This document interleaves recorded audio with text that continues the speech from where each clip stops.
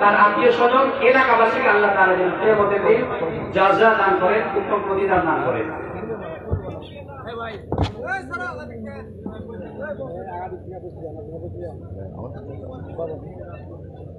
লিল্লাহি তাকবীর। আলহামদুলিল্লাহ। ওনার পিতা, দাদা এবং নানা চলে আসেন স্টেজে। ওনাদেরকেও সম্মানিত করা হচ্ছে। আলহামদুলিল্লাহ। গাড়ি ছোট হয়ে গেছে, দাড়ি বড় করতে হবে ইনশাআল্লাহ। ভিটামিন কম। হুজুরের গর্ভবতী মুখ দিয়ে বের হয়েছে, ভাইয়ের দাড়ি মোবারক বড় হবে ইনশাআল্লাহ, ইনশাআল্লাহ। আলহামদুলিল্লাহ। একটি ভিন্ন আয়োজন, সম্মানিত উপস্থিতি, একটি ভিন্ন আয়োজন। আমরা ইতিপূর্বে যে প্রোগ্রামগুলো দেখেছি শুধুমাত্র ছাত্র এবং ছাত্রীদেরকে পুরস্কৃত করা হয়। আজকের আয়োজনটা অত্যন্ত চমৎকার আয়োজন। পিতা, দাদা এবং নানা, আলহামদুলিল্লাহ। আল্লাহ তাআলা যেন তাদের হায়াতে বারাকা দান করেন, আমরা বলছি আল্লাহুম্মা আমিন। এই পর্যায়ে আমি মঞ্চে আসার জন্য বিনয়ের সাথে অনুরোধ জানাচ্ছি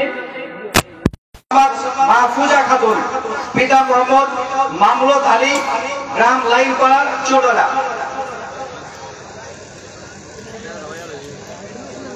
হাফেজা মাহফুজা উনি আসবেন, তার পিতা মামুনুল আলী ভাই আসবেন, তার দাদা এবং নানা উভয়ে আসবেন।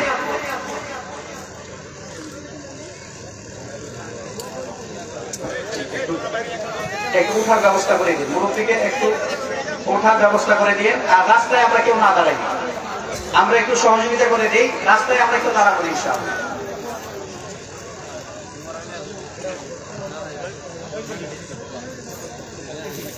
ইনশাআল্লাহ, ইনশাআল্লাহ।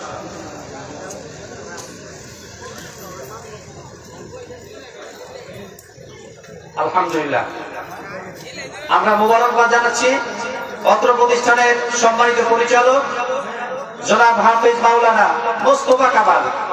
উনার অক্লান্ত পরিশ্রমে, আপনাদের সহযোগিতায় এই তিনজন ফুটফুটে সন্তান কুরআনুল কারীমের হাফেজ এবং হাফেজা হয়েছে, আলহামদুলিল্লাহ।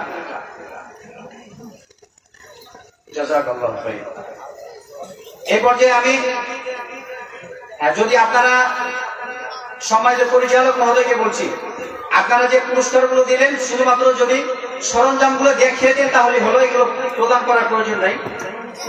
এ পর্যায়ে আপনাদের সামনে আসার জন্য বিনয়ের সাথে অনুরোধ জানাচ্ছি মোসাম্মদ আম্বিয়া, হাফেজা মোসাম্মদ আম্বিয়া খাতুন, পিতা হাফেজ কারি মাওলানা মোস্তফা কামাল, অর্থাৎ অত্র প্রতিষ্ঠানের সম্মানিত পরিচালক সাহেবের মেয়ে, চৌডলা। তিনি আসবেন, তার দাদা এবং নানা উভয়ে আসবেন। একটু আসার ব্যবস্থা করে দিই আমরা।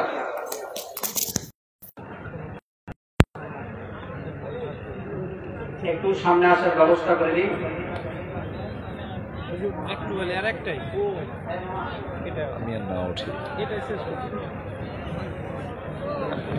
একেবারে শেষ পর্যায়ে আমরা সময় চলে যাচ্ছে, করার জন্য বিনয়ের সাথে অনুরোধ জানাচ্ছি। কোথায় আপনার এদিকে আসেন, একদিন উঠাও। হ্যাঁ, ব্যাস,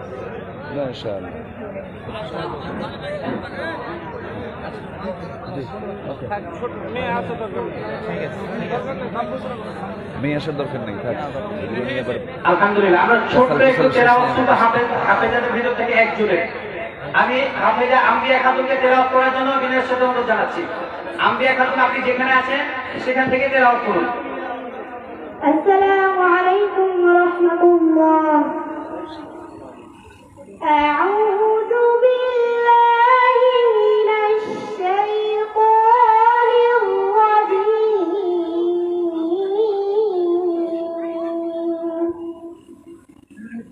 বিসমিল্লাহির রাহমানির রাহিম।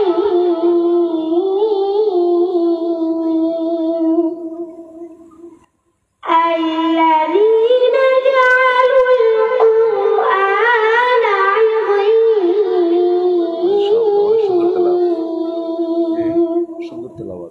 فوربك لنسألنهم أجمعين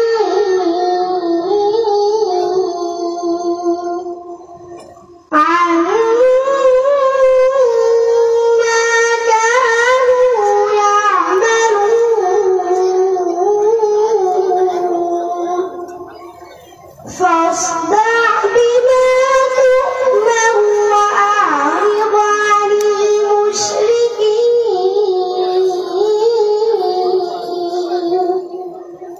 إنا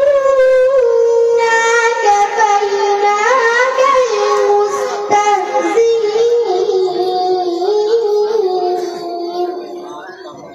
الذين يجعلون مع الله إلها آخر فسوف يعلمون صدق الله العظيم السلام عليكم ورحمة الله আলহামদুলিল্লাহ, চমৎকার কোরআনুল কারীম থেকে তেলাওয়াত শুনলাম। কলিজা ঠান্ডা করে তেলাওয়াত। আমার পক্ষ থেকে যিনি তেলাওয়াত করলেন তাকে 200 টাকা হাতিয়া মামার হাতে দিলাম, মামা পৌঁছে দেবেন ইনশাআল্লাহ। আলহামদুলিল্লাহ, আমাদের সকল আনুষ্ঠানিকতা শেষ। আপনাদেরকে আন্তরিকভাবে মোবারকবাদ জানাচ্ছি। আপনারা দীর্ঘ সময় পর্যন্ত ধৈর্যের সাথে বসে আমাদের অনুষ্ঠানগুলো দেখছিলেন, শুনছিলেন। এই জন্য মাহফিলের পক্ষ থেকে আপনাদেরকে আন্তরিক মোবারকবাদ। আর অপেক্ষা নয়, এই পর্যায়ে আপনাদের সামনে বক্তব্য নিয়ে আসছেন, যার জন্য আমরা অধীর আগ্রহে অপেক্ষা করছি। আন্তর্জাতিক খ্যাতি সম্পন্ন আলেমে দ্বীন, মিডিয়া ব্যক্তিত্ব, ইসলামিক স্কলার জনাব মাওলানা মোহাম্মদ আব্দুল্লাহ আল আমিন, জনাব মাওলানা মোহাম্মদ আব্দুল্লাহ আল আমিন ঢাকা, হুজুরকে তার মূল্যবান বক্তব্য পেশ করার জন্য বিনয়ের সাথে অনুরোধ জানাচ্ছি।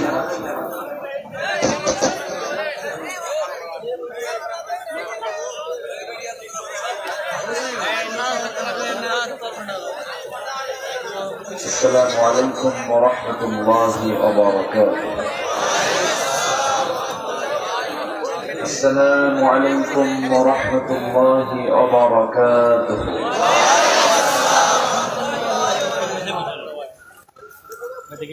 إن الحمد لله الأكرم الذي خلق الإنسان وكرمه وعلمه من البيان ما لم يعلم، فسبحان الذي لا يحصى امتنانه باللسان ولا بالقلم.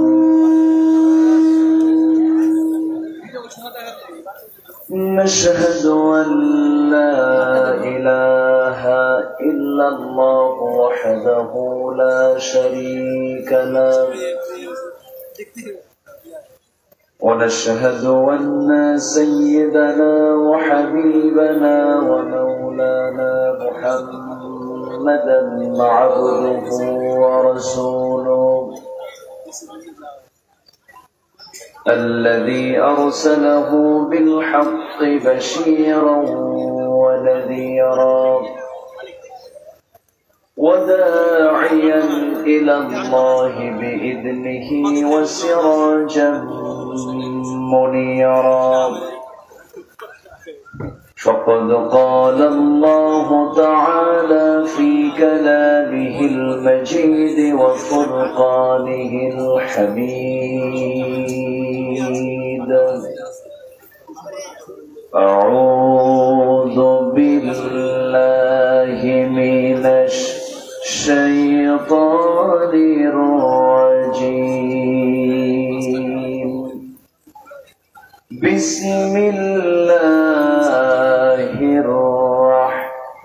الرحمن الرحيم. لقد كان لكم في رسول الله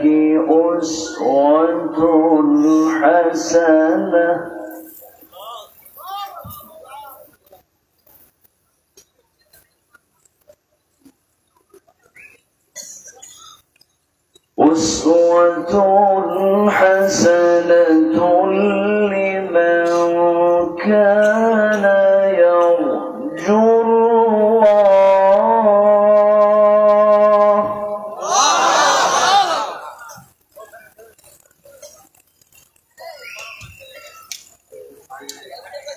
لمن كان يرجو الله واليوم الآخر وذكر الله كثيرا.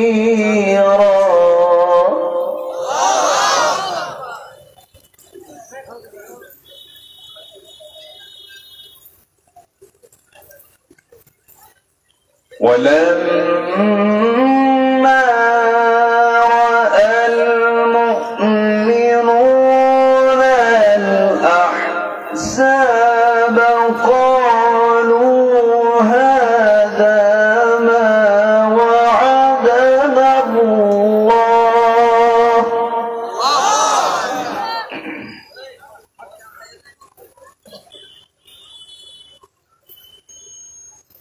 ما وعدنا الله ورسوله وصدق الله ورسوله.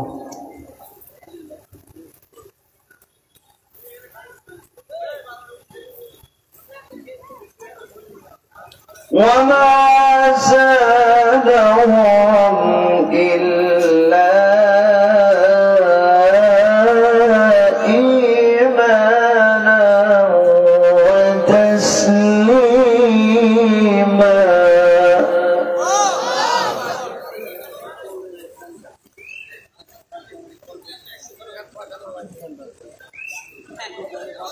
من المؤمنين رجال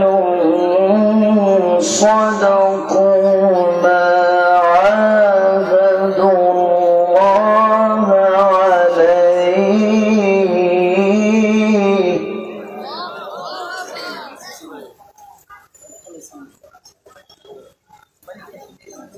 فمنهم من قضى نحبه ومنهم من ينتظر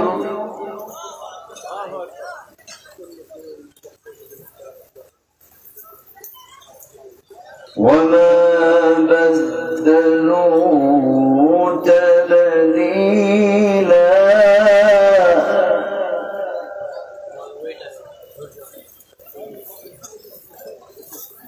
الله أكبر.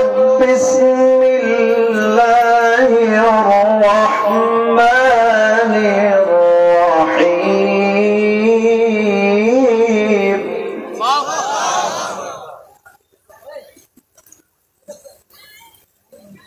إن الله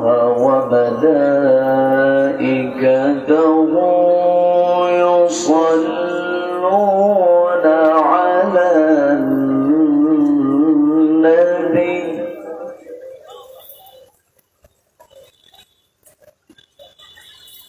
يا أيها الذين آمنوا صلوا عليه وسلموا تسليما. اللهم صل على محمد وعلى آل محمد كما صليت على إبراهيم وعلى آل إبراهيم إنك حميد مجيد. اللهم بارك على محمد وعلى آل محمد كما باركت على إبراهيم وعلى آل إبراهيم إنك حميد مجيد. আমি কোরআনের সুর মাঝে শুনেছি যে নাম আজানের সুর মাঝেও শুনেছি ও নাম শুনেছি আমি আমার হৃদয়। হে রাসূল নবীজি তোমায়, হে রাসূল নবীজি তোমায়।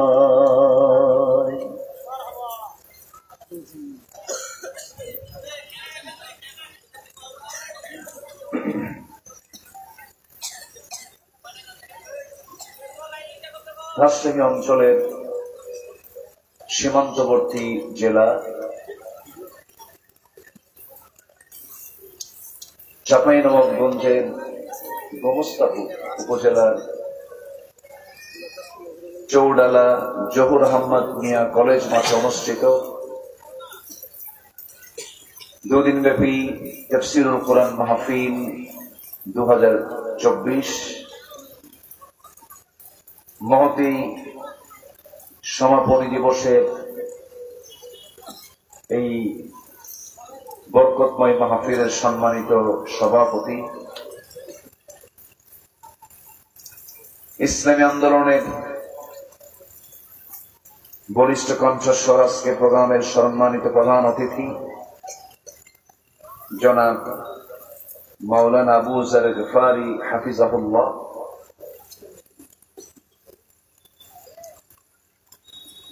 ফকিরপাড়া জামে মসজিদের সম্মানিত খতিব সাহেব সদর জনাব হাফিজ মাওলানা মুফতি আলী আশরাফ হাফিজাহুল্লাহ, উপস্থিত হাজারাত উলামায়ে কেরাম, বিশেষ করে কথা বলেছেন জনাব মাওলানা আনসারুল ইসলাম, উপস্থিত সম্মানিত মেহমানবৃন্দ, সামনে উপস্থিত দূরে কাছের বিভিন্ন স্থান থেকে ছুটে আসা কালেমার ঝান্ডাবাহী, তাওহীদের পতাকাবাহী, দ্বীন ইসলামের নরসারদুল বীর মুজাহিদ, প্রাণ প্রিয় সম্মানিত দ্বীনি ভাইরা, আড়ালে বসে আছেন শ্রদ্ধেয়া সম্মানিতা মা বোনেরা, আলোচনার সূচনায় আনুষ্ঠানিকতার মধ্য দিয়ে আমার পক্ষ থেকে আবারও হৃদয় নিংড়ানো, প্রাণ উজাড় করানো সালাম, আসসালামু আলাইকুম ওয়া রাহমাতুল্লাহি ওয়া বারাকাতুহু। সালামের জবাব একটু ক্লান্ত ক্লান্ত মনে হচ্ছে, ঘামতো, শরীর থেকে লবণ চলে গেলে ক্লান্তি চলে আসে। আসসালামু আলাইকুম ওয়া রাহমাতুল্লাহ।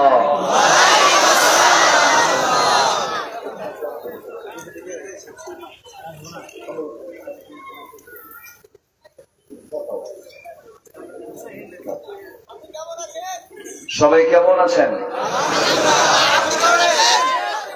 আমার উল্টা প্রশ্ন করলেন, এ তো মুহাব্বতের লক্ষণ। আল্লাহ তাআলা আমাকে আপনার মতোই আপনার কাতারই রেখেছেন। বলি আলহামদুলিল্লাহ। হাজারো কাজের ভিড়ে ব্যস্ত সময় পাড়ি দিয়ে সারাটা দিন ঘর্মাক্ত দেহ নিয়ে স্ব কাজের ব্যস্ততা পাড়ি দিয়ে যখন একটু স্বস্তি নেবার জন্য নিজের আরামের নিড়ে গিয়ে ক্লান্তি দূর করার জন্য যখন বিছানার দিকে চলে যাবার সময় হয়েছে, ঠিক সেই সময় বসে আছেন কোরআনের টানে জান্নাতের বাগানে। সুযোগ করে দিলেন যে মহান প্রভু, যে মহান রব, সেই রবের শানে আমরা বলে উঠছি আলহামদুলিল্লাহ। আবারও বলছি আলহামদুলিল্লাহ। চিৎকার মেরে বলছি আল্লাহুম্মা ইন্নী আসআলুকা আল হুদা ওয়াত তুকা ওয়াল আফাফা ওয়াল গিনা। সবাই বলি আল্লাহুম্মা লাকা আসলামতু ওয়া বিকা আমানতু ওয়া আলাইকা তাওয়াক্কালতু ওয়া ইলাইকা আনাবতু ওয়া বিকা খাসামতু। আমরা আল্লাহ তাআলার শুকর আদায় করে নিলাম। সম্মানিত হাজিরিন, মাহফিল অনুষ্ঠিত হচ্ছে একটা কলেজ মাঠে। আজকে কি কোনো টেনশন আছে যে মাহফিল হবে কি হবে না? এমন শঙ্কা, ডঙ্কা, আতঙ্ক কি আছে? কিন্তু ইতিপূর্বে কি ছিল না? যেহেতু টেনশন নাই, যদি একটু লম্বা সময়ে কথা বলি, আমাকে সময় দেওয়া যাবে তো? কিন্তু টাইম তো আমাকে দিয়েছেন এমন সময়, মানে টাইম সিলেকশনে এদেশের ম্যাক্সিমাম মাহফিল কমিটি ভুল করে। তবে তো ঠিক তো কিছুই নেই। আমি এখানে মাগরিব পড়েছি, সালাতুল মাগরিব আদায় করেছি, তাহলে 6:30, 7:30, 8:30, 9:30, 10:30, 11:30, 6 ঘন্টা পর মাত্র মাইক পাইলাম। কথা বলছেন? এখন হ্যাঁ, মাহফিল যদি আলোচনা শুরু হয়, কিছু লোকের নেচার হলো কি জানেন? হুজুরে তো দেখলাম, এখন যাই। কিছু লোক আছে আবার একটু ভাবে যে হুজুর দেখি কিরকম গরম করে, স্লোগান টোলোগান কিছু আসে কিনা। আবার কিছু লোক আছে দেখি তো হুজুরের সুরটা কেমন, বিভিন্ন চিন্তা নেই। আবার কেউ আসে আবার লোকজন কেমন হলো। কোন নিয়ত কি ঠিক আছে? আমরা শুনতে এসেছি মূলত কার কালাম? আসতে বলবেন না, কার কালাম? আল্লাহর কালাম শুনবো আমরা অর্ধেক না পুরোপুরি? যখন কেউ মশারিতে, যখন চতুর্দিকে মশারি টাঙ্গায় যখন শুয়ে পড়ে, মশারিকে পুরোটাই টানায় না, একটু ফাঁকা রাখে? একটু ফাঁকা রাখলে হয় না? তাহলে কাম হবে? হ্যাঁ, মশারির দরকারই। যখন খেতে বসে একটু খায় না পুরোটাই খায়? দুপুরে খাইতে বসে পুরোটা খায় না একটু খায়? পুরোটাই খায়। যে কোনো জিনিস পরিপূর্ণ না করে অপূর্ণাঙ্গ রেখে যাওয়াটা অত্যন্ত অপছন্দনীয়। আমার দেশে ম্যাক্সিমাম মাহফিল গুলোতে মোনাজাত এর আগেই কিছু লোক যাওয়ার চিন্তায় ব্যাকুল হয়ে পড়ে, কিন্তু মাহফিলের শুরু হচ্ছে নাহমাদুহু দিয়ে, এবং সর্বশেষ কাজ হলো কি করা? বলেন বলেন বলেন, কি করা? সবাই কি দোয়ায় শামিল হব না ইনশাআল্লাহ? জোরে বলি ইনশাআল্লাহ। একটা লোক উঠবেন না, প্রত্যেকে এক একজন স্বেচ্ছাসেবক, দায়িত্বশীল। যদি কেউ উঠতে নাই ধরে ফেলবে। রাগ করলেন নাকি আপনারা? এই কথাগুলো আমার বলা লাগতো না, 11:30টার জন্য আমার বলা লাগলো। কেউ উঠবেন না, শুধু মাথায় রাখবেন একটা আমল নামার কি দাম, একটা সওয়াবের কি দাম। সেদিন যেদিন কেউ কারো উপকার আসবে না, কিয়ামতের দিন বোঝা যাবে যে একটা আমলের কি মূল্য। যতক্ষণ বসে থাকবো শুধু মাথায় রাখবেন যে আমার আমল নামায় সওয়াব যোগ হচ্ছে, ফেরেশতারা আমার আপনার জন্য দোয়া করতেছে। এই কথা মনে থাকলেই তো আর ওয়াজ শোনা লাগবে না, ঠিক কিনা বলেন? বসে থাকবেন, কেউ উঠবো না। আমরা কোরআনের মাহফিলের আমরা আদর্শতার পরিচয় দেব, জোরে বলি ইনশাআল্লাহ। আমার বুকটা ভরে গেছে, হাফেজদের মাথায় দস্তের বন্দি দেওয়া হলো। কোরআন কেউ মুখস্থ করতে পারে না, কোরআন থেকে সিনার মধ্যে জমা করে দেন তিনি কে? আসতে বলবেন না, তিনি কে? লা তুহাররিক বিহি লিসানাকা লিতাআজালা বিহি ইন্না আলাইনা জামাআহু ওয়া কুরআনা। হে রাসূল, অস্থির চিত্ততা নিয়ে আপনি কোরআন বারবার আওড়াবেন না, আমি নিজে আল্লাহ তাআলা আপনার সিনার মধ্যে কোরআনকে জমা করে দেব। তাহলে হাফেজরা মুখস্থ করেন, আল্লাহ জমা করে দেয়। বলেন, হাফেজদের সিনার মধ্যে জমা করে দেন তিনি কে? তাহলে হাফেজ যারা, তারা কি নির্বাচিত নয়? কার নির্বাচিত? বলেন, কার নির্বাচিত? হাফেজের মাথায় দস্তার বন্দি দেওয়া হলো, নানা, দাদা, আর কে, বাবা, কাউরে বাদ দেয় না। আর বাচ্চাটারও কপাল ভালো, নানাও আছে, দাদাও আছে, বাপও আছে। তখন মনে মনে চিন্তা করে, আল্লাহ আমার তো নানা নাই, দাদাও নাই, বাপটা কোনো মতো আছে, তাও অসুস্থ। সম্মানিত ভাইয়েরা, অনেক কথা আছে, আস্তে আস্তে করে বলবো আমি। মাহফিলটা মাদ্রাসা, কে কি দান করেছেন জানি না। এদেশের মাদ্রাসাগুলো আমার আপনার গাছের লাউ বেচার, কদু বেচার টাকা দিয়ে চলে, বলি আলহামদুলিল্লাহ। আর বিগত 16টি বছর সেই মাহফিলের জোর কইরা প্রধান অতিথি হয়েছে ওই সমস্ত স্বৈরাচার গুলো। কমিটি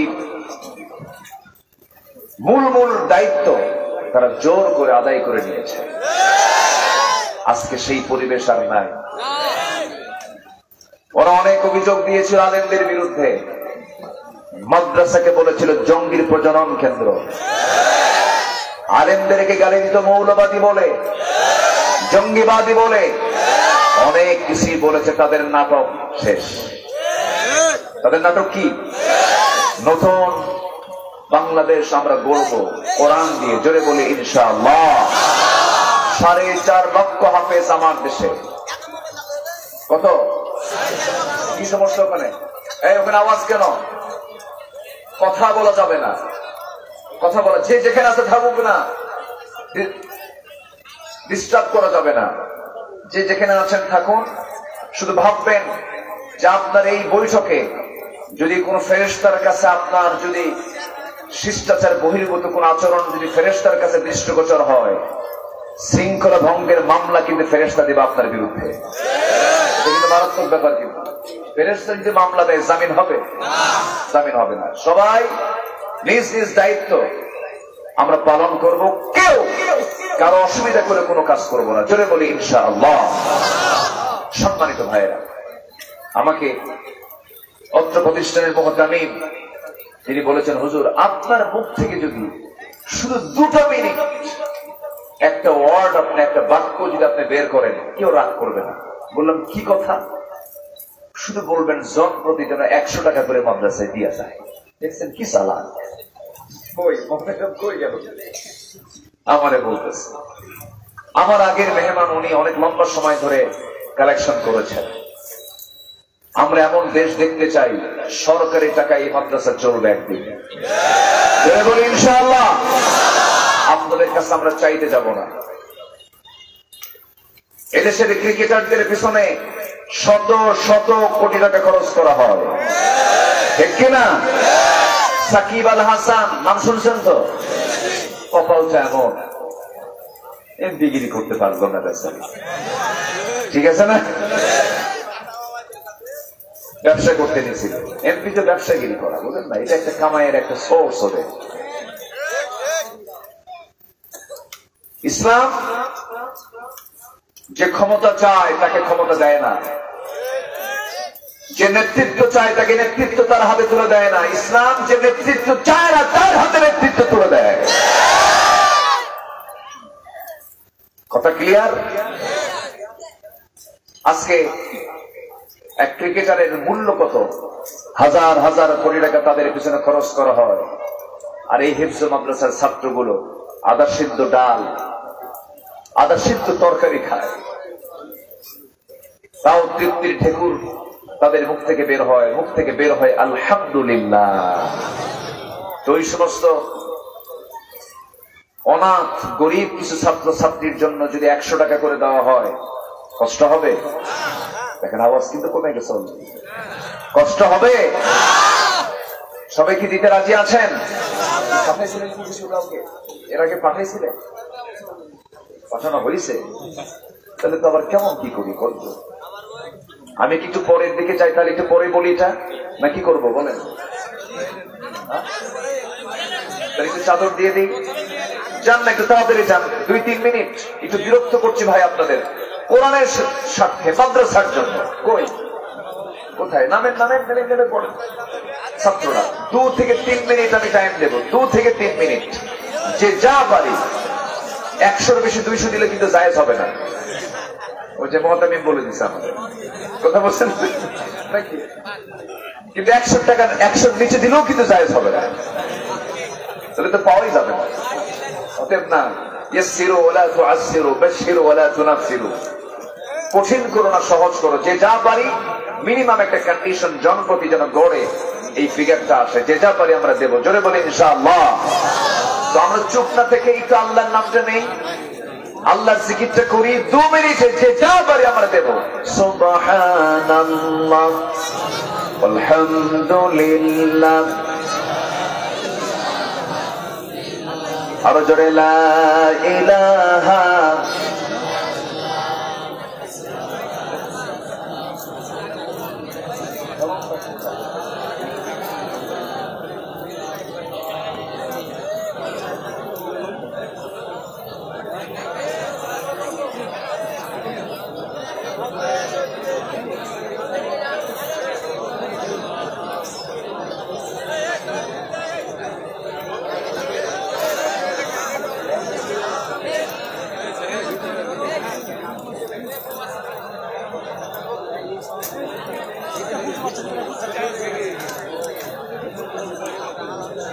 আচ্ছা, আমি তো কথা বলতে বলিনি, তো আল্লাহর নামটা নেই সব পাবো। সুবহানাল্লাহ আলহামদুলিল্লাহ লা ইলাহা। একটা লোক আমার উঠবো না, জি বসি, আমি তো আলোচনা শুরুই করতে পারলাম না। আপনাদের এলাকার প্রতিষ্ঠিত মাদ্রাসার জন্য আমি চাচ্ছি, আপনি যদি রাগ করেন তাহলে আপনার এলাকা, আপনি এলাকাবাসী, আপনি যদি রাগ করেন তাহলে দূরের লোক কি মনে করবে? জিকির করে সুবহানাল্লাহ আলহামদুলিল্লাহ। ঘুম নাই, ঘুম নাই, চোখে ঘুম নাই, ঘুম নাই, ঘুম নাই, দেখছেন? সব বেশি ঘুম, এখন বাচ্চারা ঘুমায় না। আমার ছোট্ট একটা মেয়ে আছে, এই নতুন অতিথি, 1.5 বছর বয়স, ও রাত 3টায় ঘুমায়। মানে এখন বাচ্চাগুলো ডিজিটাল হয়ে গেছে, বুঝলেন, খুব আধুনিক হয়ে গেছে তারা। কিন্তু না, ঘুমাতে হবে, ঘুমাতে হবে। এশার নামাজ পড়ার পরে ঘুমাতে গিয়েছেন মুহাম্মদ সাল্লাল্লাহু আলাইহি ওয়াসাল্লাম। এটা সুন্নাহ, এটা আমরা এই পদ্ধতি আমরা অবলম্বন করবো। আগের মুরব্বী আগে ঘুমাতেন বলে তাদের রোগ সক্ষম ছিল। তো চাদরগুলো সবার কাছে মনে হয়ে গেছে, যে যা পারি আমরা দেবো ইনশাআল্লাহ। তুমি সবাইকে দেওয়ার তৌফিক দাও, জোরে বলি আল্লাহুম্মা আমিন। ছন্দপতন হলো, আসুন আমরা এখন মূল আলোচনার দিকে চলে যাচ্ছি। আমাদের মেহমান কি চলে গেছেন? উনিও চলে গেলেন, বাম থেকে উনিও চলে গেলেন, আমি আর থেকে কি করি? বসেন, সবাই বসেন। আসুন আমরা আলোচনার দিকে যাচ্ছি। কোরআন নাজিল করেছেন কে? জোরে বলেন, কোরআন নাজিল করেছেন কে? গতকাল নাজিল হয়েছে না 1500 বছর আগে নাজিল হয়েছে? 1500 বছর আগে নাজিল হয়েছে। 1500 বছর আগের নাজিল হওয়া কিতাব আজও পৃথিবীতে অচল না সচল? বলেন, অচল না সচল? ব্যর্থ না সফল? সফল। 1500 বছর আগের অনেক কিছু হেরে গেছে, কিন্তু কোরআন হারাবে না, ফুরাবে না, এটা জ্বালিয়ে দিয়ে ভস্য করা যাবে না। কোরআন নাজিল করেছেন যিনি, হেফাজতের দায়িত্ব তিনি নিজে নিয়েছেন। বলি সুবহানাল্লাহ। কোরআন নিজেই নিজের পরিচয় দিয়েছে বহু জায়গায়। আল্লাহ রাব্বুল আলামিন বলেন, ইন্না হাযাল কুরআনা ইয়াহদি লিল্লাতী হিয়া আকওয়াম ওয়া ইউবাশশিরুল মুমিনিনা আল্লাযীনা ইয়া'মালুনাস সালিহাত আন্না লাহুম আজরান কাবীরা। জোরে বলুন আল্লাহু আকবার। কোরআন নিজেই তার পরিচয় দিয়ে দিল। কার উপরে নাযিল হয়েছে তাও বলে দিচ্ছে, আলহামদুলিল্লাহিল্লাযী আনজালা আলা আবদিহিল কিতাব ওয়া লাম ইয়াজআল লাহু ইওয়াজা। জোরে বলুন আল্লাহু আকবার। সংরক্ষিত কোথায় ছিল? বাল হুয়া কুরআনুম মাজিদ ফি লাওহিন মাহফুজ। তাও বলে দিল কখন নাযিল হয়েছে, কোন সময় নাযিল হয়েছে, বলো টাইমটা কখন, দিনের রাত্রে। আল্লাহ রাব্বুল আলামিন বলেন হামিম ওয়াল কিতাবিল মুবিন ইন্না আনজালনাহু ফি লাইলাতিন মুবারাকাতিন ইন্না কুন্না মুনজিরিন। জোরে বলুন আল্লাহু আকবার। কোন রাত্রে নাযিল হয়েছে? ইন্না আনজালনাহু ফি লাইলাতিল কদর। কোন মাসে নাযিল হয়েছে? শাহরু রমাদান আল্লাযী উনজিলা ফীহিল কুরআন হুদাল লিন-নাসি ওয়া বায়িনাতিন মিনাল হুদা ওয়াল ফুরকান। জোরে বলুন আল্লাহু আকবার। আমার বন্ধুগণ, ভাষাটা কি কোরআনের? তাও কোরআন বলে দিচ্ছে তানজিলুম মিনার রহমানির রহিম কিতাবুন ফুসসিলাত আয়াতুহু কুরআনান আরাবিয়্যান লিকাওমিন ইয়ালামুন। জোরে বলুন আল্লাহু আকবার। কোরআন নাযিল হয়েছে কোন ভাষায়? জোরে বলেন। বামে লেখে না ডানে লেখে? বামে পড়ে না ডানে পড়ে? আর আমরা বাংলা লিখি ডানে না বামে? বামে। এই জন্য তফাৎ হয়ে যায়। আমাদের লেখার রীতি হলো বামে, কোরআন লেখার রীতিটা হলো ডানে। আল্লাহ রাব্বুল আলামিন ডান দিয়ে কোরআনটা শুরু করেছেন। এই জন্য আমাদের কোরআনটা বুঝতে নিয়ে মাতৃভাষাটা আমাদের পাই নাই। মাতৃভাষা কোরআনটা আল্লাহ রাব্বুল আলামিন নাযিল করেছেন, কারণ আমার নবীর ভাষাটা ছিল কি বলে? জোরে বলেন, আরো জোরে। আর আরবিকে ভালোবাসার দরকার আছে না নাই? আমাদের বাংলার দাম বেশি না আরবির দাম বেশি? বলেন বলেন বলেন। আরবির দাম বেশি। এই ওয়াজ তো 16 বছর ভালো করে করতে দেয়নি, বলছেন নাই? এই তো হুজুর তো মৌলবাদী, বাংলার আরবির দাম বেশি বলে ফেলবে। অবশ্যই বেশি। রাসূল বলেছেন আমার ভাষা আরবি, কোরআনের ভাষা আরবি, কবরের ভাষা আরবি, হাসরের ভাষা আরবি, জান্নাতের ভাষাও আরবি। অতএব আরবিকে ভালোবাসার দরকার আছে না নাই? আসতে বলবেন না, আছে না নাই?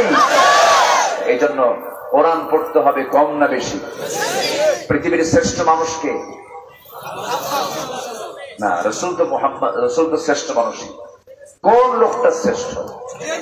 যদি কোরআনকে প্রশ্ন করেন, হাদিসকে প্রশ্ন করেন, পৃথিবীতে সবচেয়ে দামি লোকটা কে? কি সুন্দর জবাব দিচ্ছে। বলি আলহামদুলিল্লাহ। জোরে বলি আলহামদুলিল্লাহ। খুব দামি কথা। যে নিজে কোরআন শেখে এবং অপরকে শিখায় কোন ভাষায়? বলেন কোন ভাষায়? আরবি ভাষা। সম্মানিত ভাইয়েরা, আরবি না শিখলে নামাজ হবে না। আরবি না শিখলে কবরের 3টি প্রশ্নের জবাব দেওয়া যাবে না। আরবি না শিখলে জান্নাতে যাওয়ার সুযোগও পাবেন না। ঠিক কিনা? এর মানে আমি বলছি না যে বাংলার দাম নেই। বাংলা ভাষার মালিককে আস্তে কর। আরো জোরে বলেন, আরো জোরে বলেন, আরো জোরে বলেন। বাংলায় কোরআন নাযিল হলে বলে, বাংলায় যদি কোরআন নাযিল হতো, কোরআনের এইরকম মজা আমরা পেতাম না।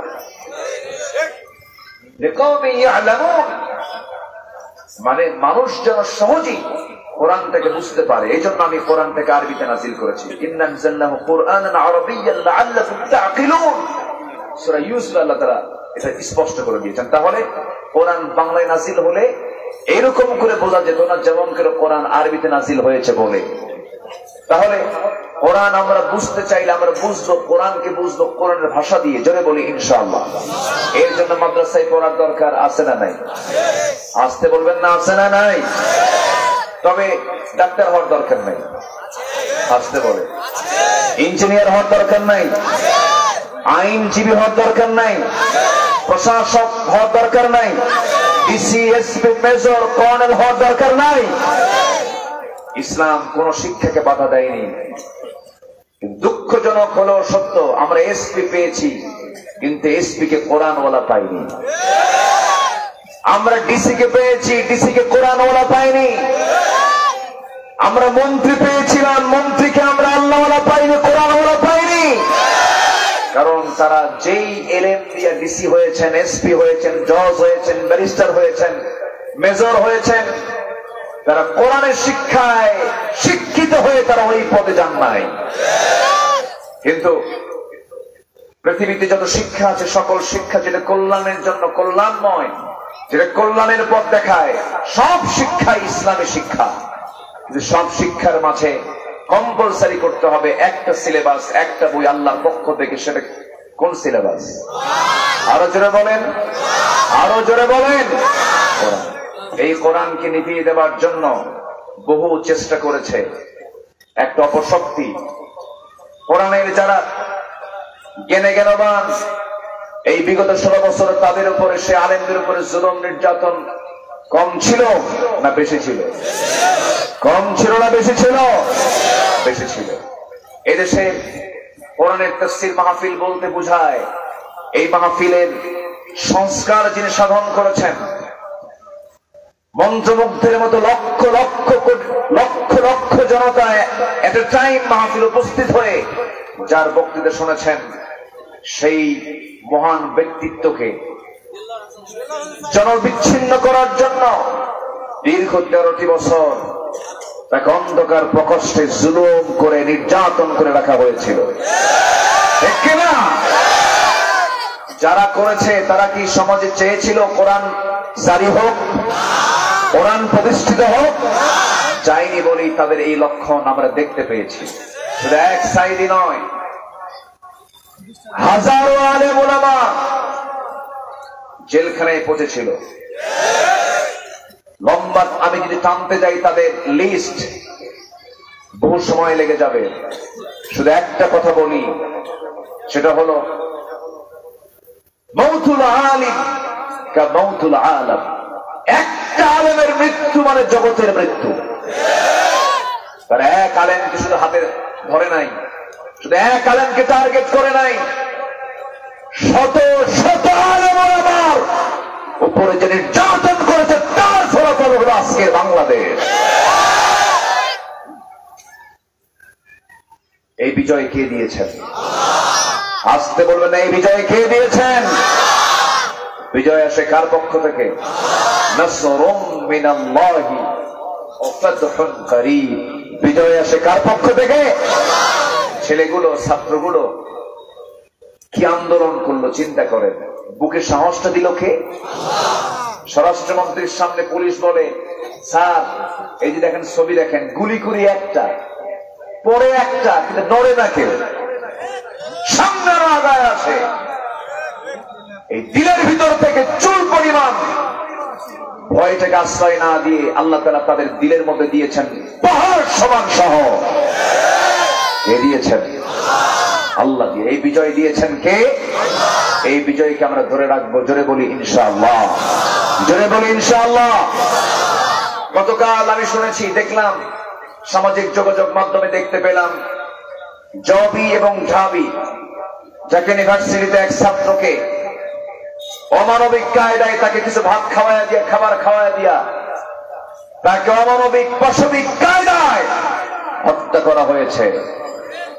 নতুন বাংলাদেশে এটা অনাকাঙ্ক্ষিত, অপ্রত্যাশিত। যারা এমন হত্যাকাণ্ডের সঙ্গে জড়িত, সে যদি আমার আপনজন হয়, ছাড় দেওয়া যাবে না। আইন সবার জন্য সমান হতে হবে। একটি কল্যাণ রাষ্ট্রের একটা গুরুত্বপূর্ণ দিক হলো আইন তার আইনের গতিতে চলবে। ব্যক্তিকে নির্দিষ্ট করে আইনের রায় হবে না, বিচার হবে আইনকে সামনে রেখে। ঠিক কিনা? আমরা আবরার ফাহাদের পুনরাবৃত্তি দেখতে চাই না। অবিলম্বে এদের শাস্তি নিশ্চিত করা হোক, এটা আমাদের দাবি। ঠিক কিনা বলেন? সম্মানিত ভাইয়েরা, এই হাজার হাজার তৌহিদি জনতার আজকের এই মাহফিল, সম্মানিত বন্ধুগণ, এই মাহফিল প্রমাণ করে আগামীর বাংলাদেশ কোরআনের বাংলাদেশ। এই জমিনে কোরআনের রাজ কায়েম হোক। সবাইকে চান? সবাইকে চান দু হাত উঁচু করে আকাশের মালিককে সাক্ষী বানায় হাত দুটো উঁচু করে দেখায় দেয়।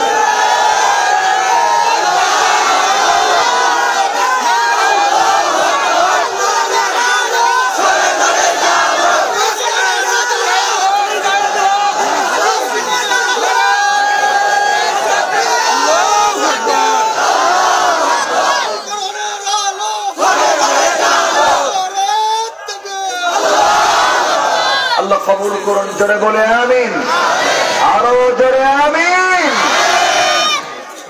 সম্মানিত ভাইয়েরা, সম্মানিত বন্ধুগণ, আমি যেখান থেকে তেলাওয়াত করেছি সেই তেলাওয়াতকৃত আয়াতের দিকে আস্তে আস্তে চলে যাচ্ছে। আমাকে টাইম দিচ্ছেন তো? কারো কোনো সমস্যা নাই? বাড়িতে চুরি হবে নাকি? চুরি তো নাই। যারা চোর 18 লক্ষ কোটি টাকা ঋণ রেখে 11 লক্ষ কোটি টাকা চুরি করে নিয়ে চলে, চিন্তা করছেন পুকুর চোর না সাগর চোর? মহাসাগর। সম্মানিত ভাইয়েরা, সম্মানিত বন্ধুগণ, একটু কান লাগাই। এর মূল কারণ হচ্ছে দেশ স্বাধীন হয়েছে 71-এ, আজকে 2024, স্বাধীনতার 53 বছর আমরা পার করেছি। এই 53 বছরে যারা এই ক্ষমতা এসেছিল সব ক্ষমতার পালাবদল আমরা দেখেছি। বৈদেশিক যে সাহায্যগুলো এসেছিল তার 75% টাকা গেছে নেতাদের পকেটে। আমরা ওই সমস্ত চোরদেরকে আর নেতার আসনে দেখতে চাই না, ঠিক কিনা বলেন? আমরা দেখতে চাই সেই নেতাকে যে নেতার চেহারার দিকে তাকালে আমার রসুলের কথা মনে হয়ে যায়। রাগ করতেছেন নাকি আপনারা? ইমাম কি নেতা হতে পারে না? ইমাম কি নেতা হতে পারে না? সম্মানিত ভাইয়েরা, আমাদের সমাজে এক শ্রেণীর মুসলমান, নামধারী কিছু মুসলমান আছে যারা আল্লাহকে মানতে চায় শুধু আসমানে, জমিনে তাদের রব হচ্ছে মানুষ, ঠিক কিনা? আইন কয় প্রকার? একটা কার আইন, আরেকটা কার আইন? মানুষের আইন। তাহলে মানুষ যদি আইন বানায়, যে মানুষটা আইন বানানো সে রব, সে কি? সে এক রব। তাহলে আইন মূলত কার হবে? আল্লাহ। যারা আল্লাহকে আসমানে মানে, জমিনে মানুষের তৈরি করা আইনকে মানে, তাদের রব কয়জন? তাদের রব কয়জন? ঈমান আছে না গেছে? অতএব আমাদের রব কয়জন? আমরা আইন মানবো কার? দুইটা না একটা? আইন হবে কার আইন? ক্লিয়ার কথা? কথা কি ক্লিয়ার? নামাজ পড়লে লাভ হবে? যারা দুই আইনকে মানবে, যারা দুই রবকে মানবে, নামাজ পড়লে লাভ হবে, হজ করে লাভ হবে, যাকাত দিয়ে লাভ হবে, দান সদকা করে লাভ হবে। এত বড় দাড়ি বানায়, দাড়ি বানায় আবার কাটে, আছে কিনা? কয় নাম্বার ধনী? 1 নাম্বার ধনী, 1 নাম্বার চোর, ঠিক কিনা? লজ্জায় মাথা নিচে হয়ে যায়, লজ্জায় মাথা নিচে হয়ে যায়। 1 নাম্বার ধনী, 1 নাম্বার চোর। রাগ করতেছেন? পাসপোর্ট নাই, কই যাবে? উঠছে নৌকায়। উঠছে কোথায়? সারা রাত ঘুরছে, কুল কিনারা খুঁজে পায় না। ধরা পড়ছে, সে পরে পড়ছে ধরা। আগে একজন ধরছে, একজনকে ধরার পর তাকে ধরে নিয়ে চলে যাচ্ছে, অনেক দূর চলে গেছে। বলে, তুমি আমার একা নিয়ে যাও কেন? ওই যে দরবেশ বসে আছে। দরবেশ কই? মুখে তো দাড়ি নাই, দাড়ি কাটছে, চুল কালো বানাইছে। আমার কথা কি বোঝা যায়? যায় বোঝা? আমার কথা বোঝা যায়? তাহলে যারা দাড়ি কাটে আবার দাড়ি রাখে, তারাই তো ধর্মের ব্যবসায়ী। আমরা কাটার জন্য রাখি নাই, নবীজির মহব্বতের জন্য রেখে দিয়েছি। আবার পালানোর জন্য বোরকাও পরে, পালানোর জন্য বোরকা, দাড়ি কাটে, আবার এহরামের কাপড়ও পরে, ঠিক কিনা? এহরামের কাপড়কে, দাড়িকে, বোরকাকে এরা পুঁজি বানিয়ে তারাই ধর্মের নামের ব্যবসা করতেছে, ঠিক কিনা বলে? আবার আরেকজন দাঁড়িয়ে রাখলো কানাইঘাটে। সিলেটবাসীকে ধন্যবাদ জানাই, বিসি শুদ্ধ আউট করছে। জানেন না আপনারা বিসি নাই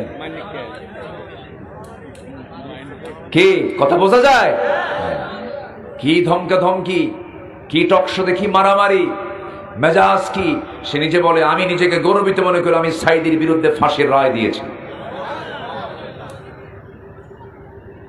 অহংকার টেকসই হয় না। কলার পাতার উপরে শুয়েছিল, মুখে দাড়ি লম্বা। বলা হলো কি ব্যাপার? কে পার হতে চাইছে কিন্তু পার হতে পারলাম না, আমার টাকা ছিনতাই করে নিয়ে চলে গেছে। 60 থেকে 70 লাখ টাকা সে নিয়ে চলে গেছে একসাথে। এরপরে বললাম আমি একজনের ঘুষ দিলাম। কি দিলাম মানে? ঘুষ মানে টাকা দিয়ে সে পার হয়ে যাবে, সীমান্ত বর্ডার পার হবে। পার তো করেই দিল না, শেষ পর্যন্ত আমার সকল কিছু ছিনতাই করে নিয়ে চলে গেছে।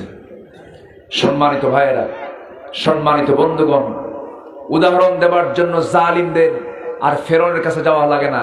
আমার দেশেই ফেরাউন কিছু তৈরি হয়ে গেছে, ঠিক কিনা? 5 আগস্টে নিজের চোখে দেখা তাজা প্রাণ যুবক যারা দেশকে গড়ত, মুগ্ধকে তারা মেরেছে, আবু সাইদকে তারা মেরেছে। আবু সাইদ মুগ্ধদের রক্তকে আমরা বৃথা যেতে দেব না। কোন সন্ত্রাসীদের স্থান আমরা বাংলার জমিনে রাখবো না। সন্ত্রাস মুক্ত, চাঁদাবাজ মুক্ত, জুলুম মুক্ত একটি দেশ, কল্যাণ রাষ্ট্র আমরা দেখতে চাই। জোরে বলি ইনশাআল্লাহ। এর জন্য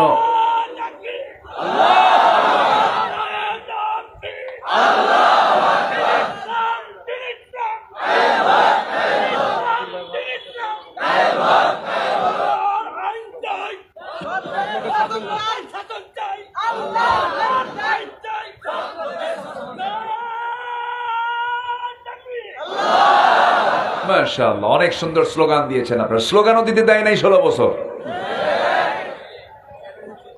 এক মাহফিলে স্লোগান দিচ্ছে জনগণ, আমি তো বলিও নাই। স্লোগান দিচ্ছে, এক নেতা এসে বলে আমারে, হুজুর স্লোগান বন্ধ করেন নচেত মাহফিল বন্ধ। তো বললাম আপনি কি নামাজ পড়েন? হ্যাঁ পড়ি। নামাজে কি স্লোগান আছে? কে আছে? আল্লাহু আকবার, রুকুতে আল্লাহু আকবার, সেজদায় আল্লাহু আকবার। হ্যাঁ আছে। আজানে কি স্লোগান আছে? হ্যাঁ আছে। কি? আল্লাহু আকবার। তাহলে আজান শুরু আল্লাহু আকবার, নামাজ শুরু আল্লাহু আকবার, জানাজাও শুরু। তো বললাম যে আপনি যদি আজকে মাহফিল স্লোগান বন্ধ করতে চান, আপনার জানাজা বন্ধ করা দরকার। জানাজায় স্লোগান আছে না নাই? স্লোগান ছাড়া যাবেন কই আপনি? সম্মানিত ভাইরা, 560টা মসজিদ হয়েছে বাংলাদেশে, মডেল মসজিদ, ঠিক কিনা?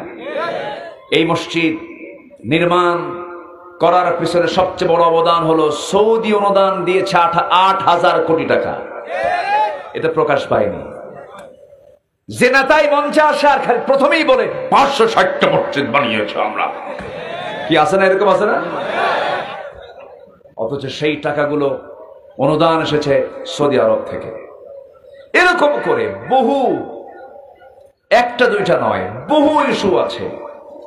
শাহবাগ গণজাগরণ মঞ্চ তৈরি করেছিল, ওই সময় কিছু সুবিধাবাদী আলেম নামের কলঙ্ক সেই জায়গায় কি শেল্টার নিয়েছিল। আজকে তাদেরও অবশ্যই তাদের ব্যাপারেও সচেতন হওয়া দরকার। আমি আমার ভাষায় বলবো না, অধিকাংশ আলেম ওলামা দেশের একমত। সেই দিন গণজাগরণ মঞ্চে যে সমস্ত আলেম নামের কলঙ্ক যারা সেখানে গিয়ে একাত্মতা প্রকাশ করেছেন, নিঃসন্দেহে আমরা বলতে পারি তারাই হচ্ছে ওলামায়ে সু, তারাই হচ্ছে মুনাফিক, তারাই হচ্ছে দালাল।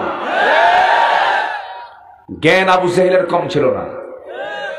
আবু জেহেলের জ্ঞান কম ছিল? আবু জেহেলকে বলা হতো আবুল হাকাম। এত জ্ঞানী ছিল যে উটের পায়খানা দেখে বলতে পারতো উটের পায়খানা, উটের পায়খানা দেখে বলতো এটা কোন গোত্রের উট। আবু জেহেল প্রচন্ড ধী অনুভূতি সম্পন্ন একজন মেধাবী মানুষ ছিল আবু জেহেল। কিন্তু এলেম দিয়ে কোনো কাজ হয়নি, কারণ তার মধ্যে ঈমান নাই। কি নাই? আবার কিছু মুনাফিক আমার নবীর পিছনে নামাজ পড়তো, ইক্তেদা করতো, তারা ছিল মুনাফিক। জ্ঞান ছিল, এলেম ছিল, কিন্তু সেই এলেমটা কাজে লাগিয়েছে হলো দ্বীন ধ্বংস করার জন্য। এরকম মুনাফিক মার্কা আলেম আমার দেশে আছে না নাই? আসতে বলবেন না, আছে না নাই? কিতাব বোঝে ওরা, কিন্তু ইসলাম বোঝে না। ওরা কিতাব বোঝে কিন্তু ইসলাম বোঝে না। খালি হাদ্দাসানি হাদ্দাসানি শিখলে হবে না। শুধু শত শত হাদিস, হাজার হাজার হাদিসের রেফারেন্স মুখস্থ করলে হবে না।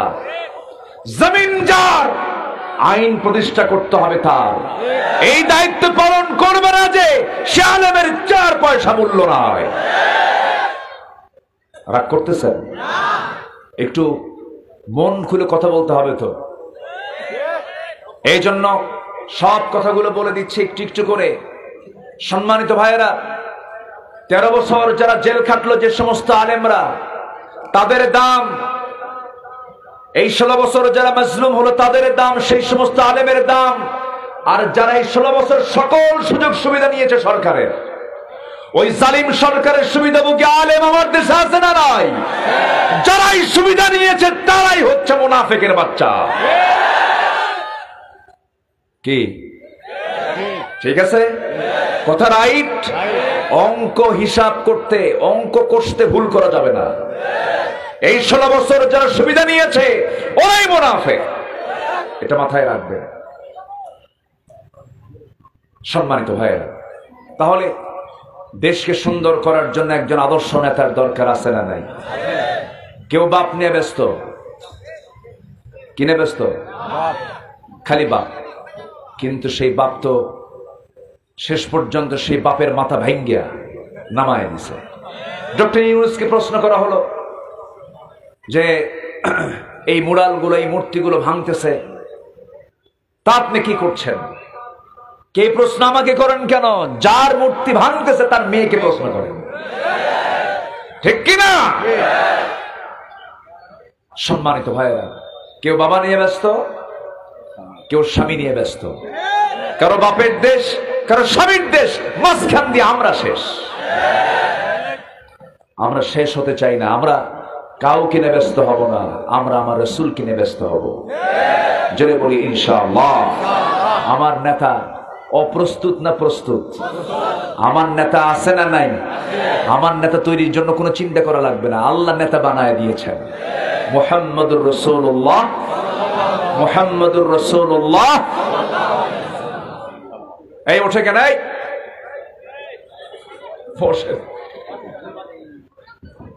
ওষুধ যদি বাচ্চা না খেতে চায়, মা কি করে? বাচ্চা খায় না ওষুধ, জ্বর 100 ডিগ্রি তাও খায় না। 2 হাত আর 2 পা জোর করে শক্ত করে খা। বোঝেন নাই? বসেন, এই ধমকের মধ্যে মহব্বত আছে, রাগ করেন না, একটু বসেন। আমাদের নেতা কয়জন? এই নেতা কে বানিয়ে দিয়েছেন? বলেন, কে বানিয়ে দিয়েছেন? আল্লাহ তাআলা। আজ থেকে 1500 বছর আগে আল্লাহ রাব্বুল আলামিন নবীর শানে জানিয়ে দিলেন। সূরাতুল আহজাব থেকে আমি তেলাওয়াত করেছি 21 নম্বর আয়াত। বাড়িতে গিয়ে মিলায় নিবেন। কয় নম্বর আয়াত বলেন? সূরাতুল আহজাব 21 নম্বর আয়াত। লাকাদ কানা লাকুম ফি রাসূলিল্লাহি উসওয়াতুন হাসানাতুন লিমান কানা ইয়ারজুল্লাহ واليوم الآخر وذكر الله كثيرا جربون الله أكبر। তোমাদের জন্য উত্তম আদর্শের বাস্তব নমুনা কেউ নয়, শুধুমাত্র একজনকে আমি উসওয়ায়ে হাসানা করেছি, তিনি হচ্ছেন মুহাম্মদুর রাসূলুল্লাহ সাল্লাল্লাহু আলাইহি সাল্লাম, যার জীবনে একটা ভুল ছিল না, একটা কালিমা ছিল না, একটা দাগ ছিল না। এই যে ছোট্ট ছোট্ট শিশুরা বসে আছে, এই ছোট্ট শিশুর পাশে যখন রাসূল বসে যেতেন, যখন ওই শিশুগুলোর যখন রাসূলকে দেখতে পেত, তাদের আকর্ষণীয় খেলা ছেড়ে দিয়ে তারা নবীর সঙ্গে খেলায় ব্যস্ত হয়ে পড়ত। নবী যখন স্ত্রীর মাঝে যেতেন, স্ত্রীরা রাসূলকে খুব মহব্বত করতেন, রাসূল তাদেরকে খুব মহব্বত করতেন, স্বামী হয়ে যেতেন, তাদের আদর্শ স্বামী হয়ে যেতেন। আমার নবীজির আদর্শ আল্লাহ রাব্বুল আলামিন এত পুত পবিত্র করে দিয়েছেন যে যার জীবনে একটা ভুল নাই, যিনি কোনো এক চুল পরিমাণ কোনো গুনাহ করতে পারে, গুনাহ করেন নাই, গুনাহমুক্ত রেখে দিয়েছেন কে বলেন? আল্লাহ রেখে দিয়েছেন। সম্পূর্ণ মাসুম ছিলেন, যার জীবনের একটা মিথ্যা কথা ছিল না, অযাচিত কোনো কথা তার মুখ থেকে বের হয় নাই, কোনোদিন একটা মিথ্যা কথা বের হয় নাই, অপ্রাসঙ্গিক কথা বের হয় নাই, অপ্রয়োজনীয় কথা বের হয় নাই। এমনকি আমার নবীজি কৌতুক করে একটা মিথ্যা কথাও কোনোদিন বলেন নাই। আমার নবীজির জীবন একটা রেকর্ড, এই রেকর্ড পৃথিবীর কোনো মানুষ ভাঙতে পারবে না। যদি প্রশ্ন করা হয় আদম থেকে শুরু করে নিয়ে আজ পর্যন্ত কোন ব্যক্তির জীবনে একটা মিথ্যা কথা নাই, মুখ থেকে বের হবে, তার কার নাম বলেন? মুহাম্মদ সাল্লাল্লাহু আলাইহি ওয়াসাল্লামের নাম। কি চরিত্র ছিল! বাচ্চাদের সঙ্গে যখন খেলতেন বাচ্চারা সব কিছু ভুলে যেত, নবীর সঙ্গে খেলায় ব্যস্ত হয়ে পড়তো। নবীজি বাচ্চাদের আদর করতেন এবং রাসূল যে ঘোষণা দিয়েছেন, মাল্লাম ইয়ারহাম সাগীরানা, যে ছোট ছোট বাচ্চাদেরকে স্নেহ করবে না, বড়দেরকে সম্মান করবে না, সে আমার উম্মতি না। আমার নবীজি বাচ্চাদের সঙ্গে ঘন্টার পরে ঘন্টা সময় দিতেন। আম্মা জান আয়েশা মাঝে মাঝে বলতেন, আমার নবীজির কলিজার টুকরো নাতি হুসাইন নবীর কোলে মাঝে মাঝে বসে থাকতো, ঘন্টার পরে ঘন্টা চলে যেত। আম্মা জান আয়েশা বলেন, আমার কাছে মনে হতো আমার চাইতে রাসূল হাসান হুসাইনকে সবচেয়ে বেশি সময় দিতেন। যেরকম সুবহানাল্লাহ। আমার নবীজি হুসাইনকে নিয়ে একদিন মসজিদে নববীর ভিতরে বসে আছেন। সিরাত গ্রন্থে এসেছে, সিরাতের মাস, নবীজির জন্মের মাস, নবীজির মৃত্যুর মাস, এই মাসে নবীজির জীবন থেকে হালকা কিছু কথা বলা দরকার। আমার নবীজি বসে আছেন, কোলের মধ্যে শিশু হুসাইন বসে আছে। নবীজি বলছেন, না না কি করো, কি খাইছো? কে খাইছি? না না। গল্প করতে করতে হঠাৎ করে আমার নবীজি লক্ষ্য করেন বাবে জিবরিল দিয়া। জিবরাইল আলাইহিস সালাতু ওয়াস সালাম নবীর সামনে দাঁড়ালেন, আস্তে করে বসে গেলেন। নবীজি দেখেই বললেন, আমার কলিজার টুকরা হুসাইন আমার সামনে কে এসে বসলো, তুমি তাকে চিনো নাকি? সঙ্গে সঙ্গে বলছেন, না না, এই লোকটা মাঝে মাঝে আপনার কাছে আসে, কিন্তু কেমন যেন মনে হয়। কি মনে হয় বলো না না? এই লোকটা মাঝে মাঝে আপনার সাথে দেখা করার জন্য আসে, এত সুন্দর তার মাথার চুল, কালো কালো কেশ, ফ্রেশ তার কাপড় চোপড়, শুধু চট করে আসে, চট করে চলে যায়। লক্ষণ আমার কাছে ভালো মনে হয় না, কেন, কি হয়েছে? সকল সাহাবী আপনার সঙ্গে যখন দেখা করতে আসে কেউ খালি হাতে আসে না। এই জাহালে সুফার সদস্যরা না খেয়ে থাকে, খেজুর নিয়ে আসে, কেউ আঙ্গুর নিয়ে আসে, বেদানা নিয়ে আসে, উটের গোশত নিয়ে আসে, উটের দুধ নিয়ে আসে। কিন্তু এই সাহাবী মাঝে মাঝে আপনার কাছে আসে, শুধু খালি হাতে আসে, খালি হাতেই চলে যায়। একটু কৃপণ মার্কা সাহাবী। আমার নবীজি মুস্কি মুস্কি হাসি মেরে বলছে, না না, তুমি মেহমান কেমন করে বলতে পারো না? চোখের ভাষায় জিব্রাইলকে বুঝায় দিচ্ছেন, জিব্রাইল আমার নাতির কবলে পড়ে গেছো, বড় বেকায়দায় তোমার হয়তো হয়ে গেল আজকে। আমার নাতি আমার এ ছাড়ে না। আমার নবীজি বললেন, না না, মেহমান কেমন করে বলতে নেই। ওইদিকে আল্লাহ বলছেন, ও জিব্রাইল, আমার প্রিয় দোস্তের প্রিয় নাতি হুসাইন যখন শক করিয়ে ফেলেছে, তোমার পকেট থেকে কিছু খসায় ছাড়বে, পকেটের ভিতরে হাত দিয়ে দেখো, আমি আল্লাহ রাব্বুল আলামিন। লক্ষ্য করে দেখো জিব্রাইল, তোমার পকেটের মধ্যে আঙ্গুরের ছড়া একটা ঢুকে গেছে। যেরকম সুবহানাল্লাহ, মওজুদ হয়ে গেছে। পকেটে হাত দিলেন, সুন্দর টসটস আঙ্গুরের ছড়া বের করলেন, নবীর সামনে ঝুলায় রাখলেন। আমার রাসূল বলছেন, ও নানা হুসাইন, কে বলেছে তোমার কৃপণ সাহাবী দেখো টসটস আঙ্গুর তোমার জন্য কে যেন আনছে, দেখো কি সুন্দর মেহমান তোমার জন্য আনছে। কে বলেছে? কৃপণ সাহাবী। হুসাইন বলছে, না না, এতক্ষণ ভাবছিলাম সাধারণ কৃপণ, এখন দেখে মারাত্মক কৃপণ। কেন? পকেটে আঙ্গুর থুই আঙ্গুর বের করে না। জোরে কান সুবহানাল্লাহ, আরো জোরে বলে সুবহানাল্লাহ। আমার নবীজি এবার বলছে, না না, মেহমান কেমন করে বলতে নাই, তুমি এখন খাওয়া শুরু করো। এবার তিনি বলছেন, না না, মেহমান আগে খায় না, বাড়িওয়ালা আগে খায়, আমি তো বাড়িওয়ালা আগে মেহমানরে খাওয়ান। জিব্রাইল মনে মনে চিন্তা করে, হারে কোন মুসিবতে পড়লাম, খাও তো আমি বুঝি না, কেমনে খাবো? জোরে কান আল্লাহু আকবার। আমার নবীজি বাচ্চাদের সঙ্গে সময় দিতেন, বাচ্চাদের সমস্ত কথাগুলো শুনতেন। এক সাহাবীর সামনে দাঁড়ানো, তিনি বলছেন, ও সাহাবী, তুমি কেমন আছো? ভালো আছি। তোমার বাসার পাখির নগারটা কেমন আছে? পাখির খবর আমার রাসূল রাখতেন, রেখেছেন। আমার নবীজি বাচ্চাদেরকে টাইম দিয়েছেন ঘন্টার পরে ঘন্টা। আমার নবীজি খুতবা দিচ্ছেন, সাহাবে কেরাম খুতবাগুলো শুনতেছেন। এমন সময় দরজা লাগানো অবস্থায় হুসাইন দরজার সামনে দাঁড়ায় বলে, ও চাচা দরজা খোলো। দরজা খোলা যাবে না কেন? রাসূল এখন খুতবা দিচ্ছেন, আলোচনা করছেন। খেপে গিয়ে রেগে গিয়ে হুসাইন বলছে, তোমরা যে নবীর কথা বসে বসে ঘন্টার পরে ঘন্টা শোনো, সেই নবীর চাইতে আমার দাম কি কোনো অংশে কম নাকি? তোমাদের নবীর চাইতে আমি হুসাইন 1000 গুণে বড়। রাস্তা ছাড়ো। ধমক একটা মারলেন। দরজা ভয়ে খুলে দিয়েছে, কারণ বাপ যেমন বিশাল বড় জ্ঞানী ছিলেন, সন্তান তেমন বিশাল বড় জ্ঞানী। যেমন পিতা তেমন তার সন্তান। হুসাইন ইবনে আলীও জ্ঞানী, হুসাইনও জ্ঞানী। আমার নবীজির সঙ্গে দেখা করার জন্য দরজা ক্লিয়ার করে নবীর সামনে দাঁড়ায় আছেন, কিন্তু মোশান অন্যরকম, মুখে হাসি নাই, মুখটা ভাব গম্ভীর হয়ে তিনি দাঁড়িয়ে আছেন। আমার নবীজি খুতবা ছেড়ে দিয়ে বলছে, নানা রে মনটা খারাপ কেন? কি হয়েছে বলো? এবার বলছে, নানা মন তো খারাপ হবে, আমার কি দাম নেই, আমার কি আত্মসম্মান নেই, আমার কি ব্যক্তিত্ব নেই? কেন দরজায় দাঁড়ায় থাকি, তোমার সাহাবীরা দরজা খুলে না, আমার কি দাম নেই? অবশ্যই তোমার দাম আছে। নানা আমি তোমাকে আজকে বেশি সময় দেব না, আমার বেশি টাইম নাই, তাড়াতাড়ি চলে যাব। তবে আমি আজকে তোমাকে 3টা প্রশ্ন করব, 3টা প্রশ্নের জবাব তুমি আমারে দেবা। কি প্রশ্ন বলো? নানা কেন? না 3টা প্রশ্নের ভিতরে 1 নাম্বার প্রশ্ন হলো, আমি তোমার চাইতে বড়। রাসূল বলছেন, তুমি আমার চেয়ে কেমনে বড়? বয়স ছোট, সবকিছু দিয়ে তুমি আমার চাইতে ছোট হবে কেন? না 3টা কারণে বড়। 3টা প্রশ্ন আমি আপনাকে করব। করো। কি প্রশ্ন? এবার বলছেন, না প্রশ্ন যদি আমি করতেই চাই, আমি আপনাকে শুধু একাকি প্রশ্ন করব তা নয়, যত সাহাবী আপনার আছে সব সাহাবীর সামনে ডেকে বসেন। সব সাহাবীর সামনে আজকে আমার কিছু কথোপকথন হবে, আমার কিছু বোঝাপড়া হবে, আমার কি দাম নাই নাকি?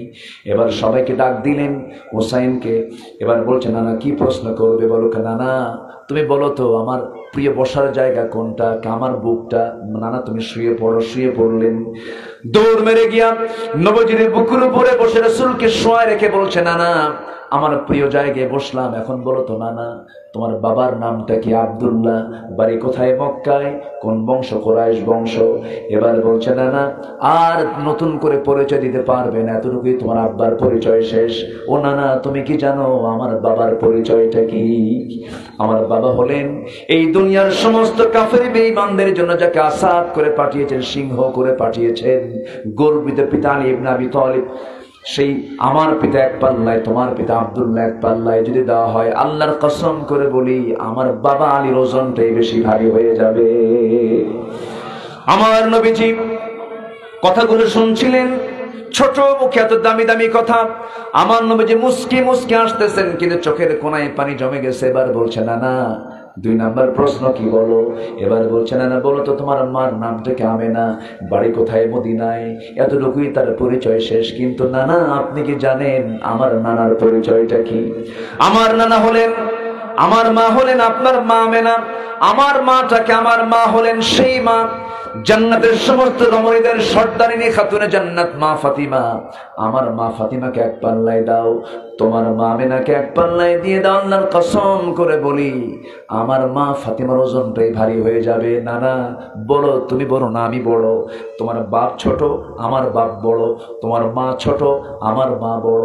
এবার বলছে, নানা নাম্বার 3 প্রশ্ন বলো তো তোমার নানার নামটা কি? রাসূল বলেছেন, আমার নানার নাম হলো ওহাব জোহরি। বাড়ি তার কোথায়? মদিনায়। এতটুকুই তার পরিচয় শেষ। ব্যবসায়ী ছিলেন, এতটুকুই পরিচয় শেষ। নতুন করে আর কোনো পৃষ্ঠা আপনি যোগ করে লিখতে পারবেন না, তার কোনো তেমন ক্রেডিট নাই, তেমন কোনো অর্জন নাই। কিন্তু নানা তুমি কি জানো আমার নানার পরিচয়টা কি? আমার নানাকে, আমার নানার পরিচয় লিখতে শুরু হলে শেষ হবে না। কোন কবি কবিতা লিখে শেষ করতে পারবে না, কোন সাহিত্যিক সাহিত্য লিখে শেষ করতে পারবে না। আমার নবীকে আল্লাহ তাআলা, আমার নানাকে আল্লাহ তাআলা এত দাম দিয়েছেন, এত সম্মান দিয়েছেন। আমার নানা হলেন সর্বকালের সর্বযুগের সর্বশ্রেষ্ঠ মহামানব জনাবে মুহাম্মদ রাসূলুল্লাহ সাল্লাল্লাহু আলাইহি সাল্লাম। আমার রাসূলকে, আমার নানাকে এক পাল্লায় দাও, আর তোমার নানাকে এক পাল্লায় দাও। আল্লাহর কসম করে বলি আমার নানার ওজনটাই বেশি ভারী হয়ে যাবে। আমার নবীজি বুকে বসে থাকা নাতিকে বুকের সঙ্গে জড়ায় রেখে চোখের পানি ফেলতে ফেলতে বলছে, নানা রে, আমি আজকে নবী হওয়ার পরও যুক্তির দিক থেকে তোমার কাছে আমি হেরে গেলাম। নবীজি এমন করে ঘন্টার পরে ঘন্টার সময় দিয়ে কথা বলেছেন। শিশু প্রিয় রাসূল ছিলেন। আমার বন্ধুগণ, সে নবীর আদর্শের দিকে ফিরে যেতে হবে, নবীর আদর্শকে লালন করতে হবে। আমার নবীজি কোন দিকের তিনি মডেল ছিলেন না। যখন ঘরে ঢুকতেন স্বামী হয়ে যেতেন, সন্তানদের সামনে দাঁড়াতেন বাবা হয়ে যেতেন, যুদ্ধে যেতেন নেতা হয়ে যেতেন, নামাজে দাঁড়াতেন ইমাম হয়ে যেতেন, বিচারপতির চেয়ারে বসতেন বিচারপতি হয়ে যেতেন। আল্লাহু আকবার বলেন। আমার নবীর আদর্শের কি কোনো ঘাটতি ছিল? ঘাটতি আছে? কোন নেতা মানো যে নেতা বিড়ি খায়? কোন নেতা মানো যে নেতা গাঁজা খায়? কোন নেতা মানো যে নেতা নামাজ পড়ে না? হাইব্রিড ওয়ালা মোসওয়ালা নেতৃত্ব আমরা মানতে চাই না। আমরা নবীর নেতৃত্বে সমাজে কার্যকরী হতে চাই, কার্যকর করতে চাই, ঠিক কিনা? আল্লাহ কবুল করুন, জোরে বলি আমিন। সম্মানিত ভাইয়েরা, রাগ করতেছেন নাকি? আলোচনা চালাই, কোনো কষ্ট নাই তো? আমাদের আদর্শ একজন, তিনি হচ্ছেন মুহাম্মদ সাল্লাল্লাহু আলাইহি ওয়াসাল্লাম। সম্মানিত ভাইয়েরা, সম্মানিত বন্ধুগণ, আমি শুনেছি অনেক মা বোন আজকের মাহফিল আসছে। মায়েরা আসছে নাকি? হ্যাঁ, মায়েরা আসছেন। বলি আলহামদুলিল্লাহ, জোরে বলি আলহামদুলিল্লাহ। আমি কোন সূরা থেকে কথা শুরু করেছি বলেন তো? সূরাতুল আহজাব, আয়াত নাম্বার 21। আয়াত নাম্বার কত? 21। আল্লাহ তাআলা আমাকে আপনাকে আদর্শ খোঁজার জন্য কাউকে খুঁজতে বলেন, একজনকে খুঁজতে বলেছেন। তিনি হচ্ছেন মুহাম্মদুর রাসূলুল্লাহ সাল্লাল্লাহু আলাইহি ওয়াসাল্লাম। তো সেই নবীর জীবন থেকে মুমিনদের কিছু করণীয় আছে। আমরা কি ঈমান আনছি তো নাকি? আমাদের ঈমান আছে তো? নামাজ না পড়ি ঈমান তো আছে নাকি? নামাজ না থাকতে পারে, হুজুর আপনি কি কন, নামাজ পড়ি না, কিন্তু আপনি কি বলতে পারবেন আমার ঈমান নাই? বুকে আবার থাপ্পড় মারে, ঈমান তো আছে, আছে না নাই বলেন তো? বুক থাপড়ায় বলে, এদিকে নামাজ পড়ে না। আমরা সবাই নামাজ পড়ি তো নাকি? নামাজ পড়েন? নামাজ পড়বো। ফজর পড়বেন কারা কারা? দেখি ফজর পড়বেন কারা কারা, একটু হাত তুলে দেখান। চিৎকার মেরে বলি ইয়া আল্লাহ, আমাদেরকে ফজর, জোহর, আসর, মাগরিব, ইশা 5 ওয়াক্ত সালাত আদায় করার তৌফিক তুমি আল্লাহ দিয়ে দাও। জোরে বলি আমিন, আরো জোরে আমিন। হাত নামান। সম্মানিত ভাইরা, তো সেই রাসূলের জীবন থেকে মুমিনদের কিছু অনুকরণীয়, অনুসরণীয় কিছু কাজ আছে। 15টা কাজ। কয়টা কাজ বলেন? যেটা রাসূল করেছেন সেটা আমার করার দরকার আছে না নাই? রাসূল কেমন করে খেয়েছেন আমি তেমন করে খাবো। রাসূল কেমন করে ঘুমিয়েছেন, এই ছেলে বসো, বসেন। আমি খুব জুলুম করছি আপনাদের উপরে ভাই, আমি এটা বলি না। আমি 9টায় উঠি, 11টায় শেষ করি, কিন্তু ভাই যে আমার কোন আসামি বানাইছে আজকে। একটু বসেন। খুব যদি চাপ লাগে, মহা চাপ, সেটা ভিন্ন কথা। একটু নখটা আস্তে করে তো হুজুর কাম সারা, এটা ভিন্ন কথা। কিন্তু একদম ওজোর ছাড়া আমি এটাকে কখনোই অ্যালাউ করবো না। একটু বসেন। এই কোরআনের মঞ্চ আমরা জীবনের নাও পেতে পারি, ঠিক কিনা বলেন? এই মঞ্চ পাবো আর কি কোনো গ্যারান্টি আছে বলেন? গ্যারান্টি আমরা দিতে পারবো? এটা আমার জীবনের শেষ মঞ্চ হতে পারে, শেষ বৈঠক হতে পারে। 15টা অনুকরণীয় আদর্শ আমরা আজকে শিখে যাব। 1 নাম্বার হলো আল্লাহর পথে দাওয়াত। কার পথে দাওয়াত বলেন? বিড়ি খাওয়ার জন্য, গাঁজা খাওয়ার জন্য। বিড়ির দাওয়াত আছে না নাই? বিড়ি নিচে লাগায়, আবার সেটা লাগায় দিয়ে বলে এই লাগা, আছে কিনা বলেন? এটাও কিন্তু এক প্রকার দাওয়াত। আচ্ছা, বিড়ি খাওয়া কি? আস্তে কয় আরাম, আরাম।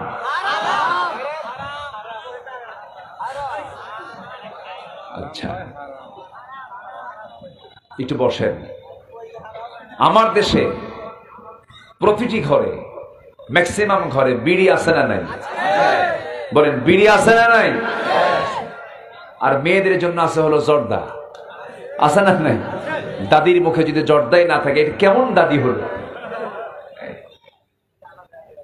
জর্দা হলো কাঁচা, জর্দা ডাইরেক্ট খায়, আর বিড়ি হলো একটু পোড়ায় খায়, এটাই কিন্তু নেশা। এটা কি বলেন? নেশা। তামাকের সাথে কোন নবীর সম্পর্ক ছিল বলেন? অনেকে খুঁজতেছে, দেখি তো কোন নবী খুঁজে পাওয়া যায়। বলেন, তামাকের সঙ্গে কোন নবীর সম্পর্ক ছিল? তাহলে আমার সম্পর্ক কেন হবে? মাহফিলে সবার প্রশ্ন করে, হুজুর একটা প্রশ্ন, কি বিড়ি খাওয়া কি জায়েজ? মানে উনি জায়েজের চেষ্টায় আছে। অনেক ফিকির করি আমরা, কিন্তু না, কোন নেশা একজন ইমানদার তার জীবনে বাস্তবায়ন করতে পারে না। বিড়ি খায় কি পেট ভরে? আচ্ছা, বিড়ি খায় কি স্বাস্থ্য ভালো হয়? তাহলে এটা কি ব্যয় না অপব্যয়? ব্যয় না অপচয়? অপচয়। তো অপচয় কার ভাই? অপচয় যে করে সে কার ভাই? কার ঘোষণা? এমন লোক আছে দিনে 200 টাকার বিড়ি খায়, 400 টাকার সিগারেট খায়, আছে না নাই? খায় আবার খাওয়ায়, খায় আবার খাওয়ায়। বিশাল ব্যাপার। এটাও দাওয়াত। এটা কি দাওয়াত? এই দাওয়াত কি আমরা দেব? একটু আয়াত বলবো আমি, একটু মনোযোগ দিয়ে শুনতে হবে, কিন্তু আয়াত যত বেশি হবে রহমত তত বেশি নাজিল হবে। একটু আয়াত আমি বলবো, এখন মনোযোগ দিয়ে শুনবে। আমার দেশে আমি এমন শ্রোতা দেখতে চাই, অদূর ভবিষ্যতে এই দেশে এমন শ্রোতা তৈরি হবে, বক্তা যে আয়াতই বলবে সে আয়াত সঙ্গে সঙ্গে শ্রোতারাও বলবে। এমন দেশ আমরা গড়বো, জোরে বলি ইনশাআল্লাহ। এই চিত্র একটু দেখা যায় কয়েকটা জেলায়, নোয়াখালী, লক্ষ্মীপুর, ভোলা, বরিশাল, এই অঞ্চলে গেলে পরে বক্তা যে আয়াতই তেলাওয়াত করে শ্রোতা সে আয়াত তেলাওয়াত করতে থাকে। ওদের সবচেয়ে বড় মজা হচ্ছে তেলাওয়াতে, কারণ ওরা তেলাওয়াত বোঝে। কুড়িগ্রামের দিকে কয়েক বছর আগে এক মাহফিলে গেছি, আমি তেলাওয়াত করি, একটু ঘন ঘন তেলাওয়াত করার চেষ্টা করি, আয়াত নিয়ে এসে কথা বলার চেষ্টা করি। এক মুরব্বীর সামনে দাঁড়ায় বলে, হুজুর আপনি কি বাংলা পারেন না? কি মুশকিল। একটু মনোযোগ দিয়ে শুনবেন। সূরাতুন নাহলের 125 নম্বর আয়াত, আল্লাহ তাআলা তার রাসূলকে হুকুম করছেন, যে হুকুমটা আল্লাহ তাআলা আমাদেরকেও করেছেন, বাড়ি থেকে বিলায় নেবেন।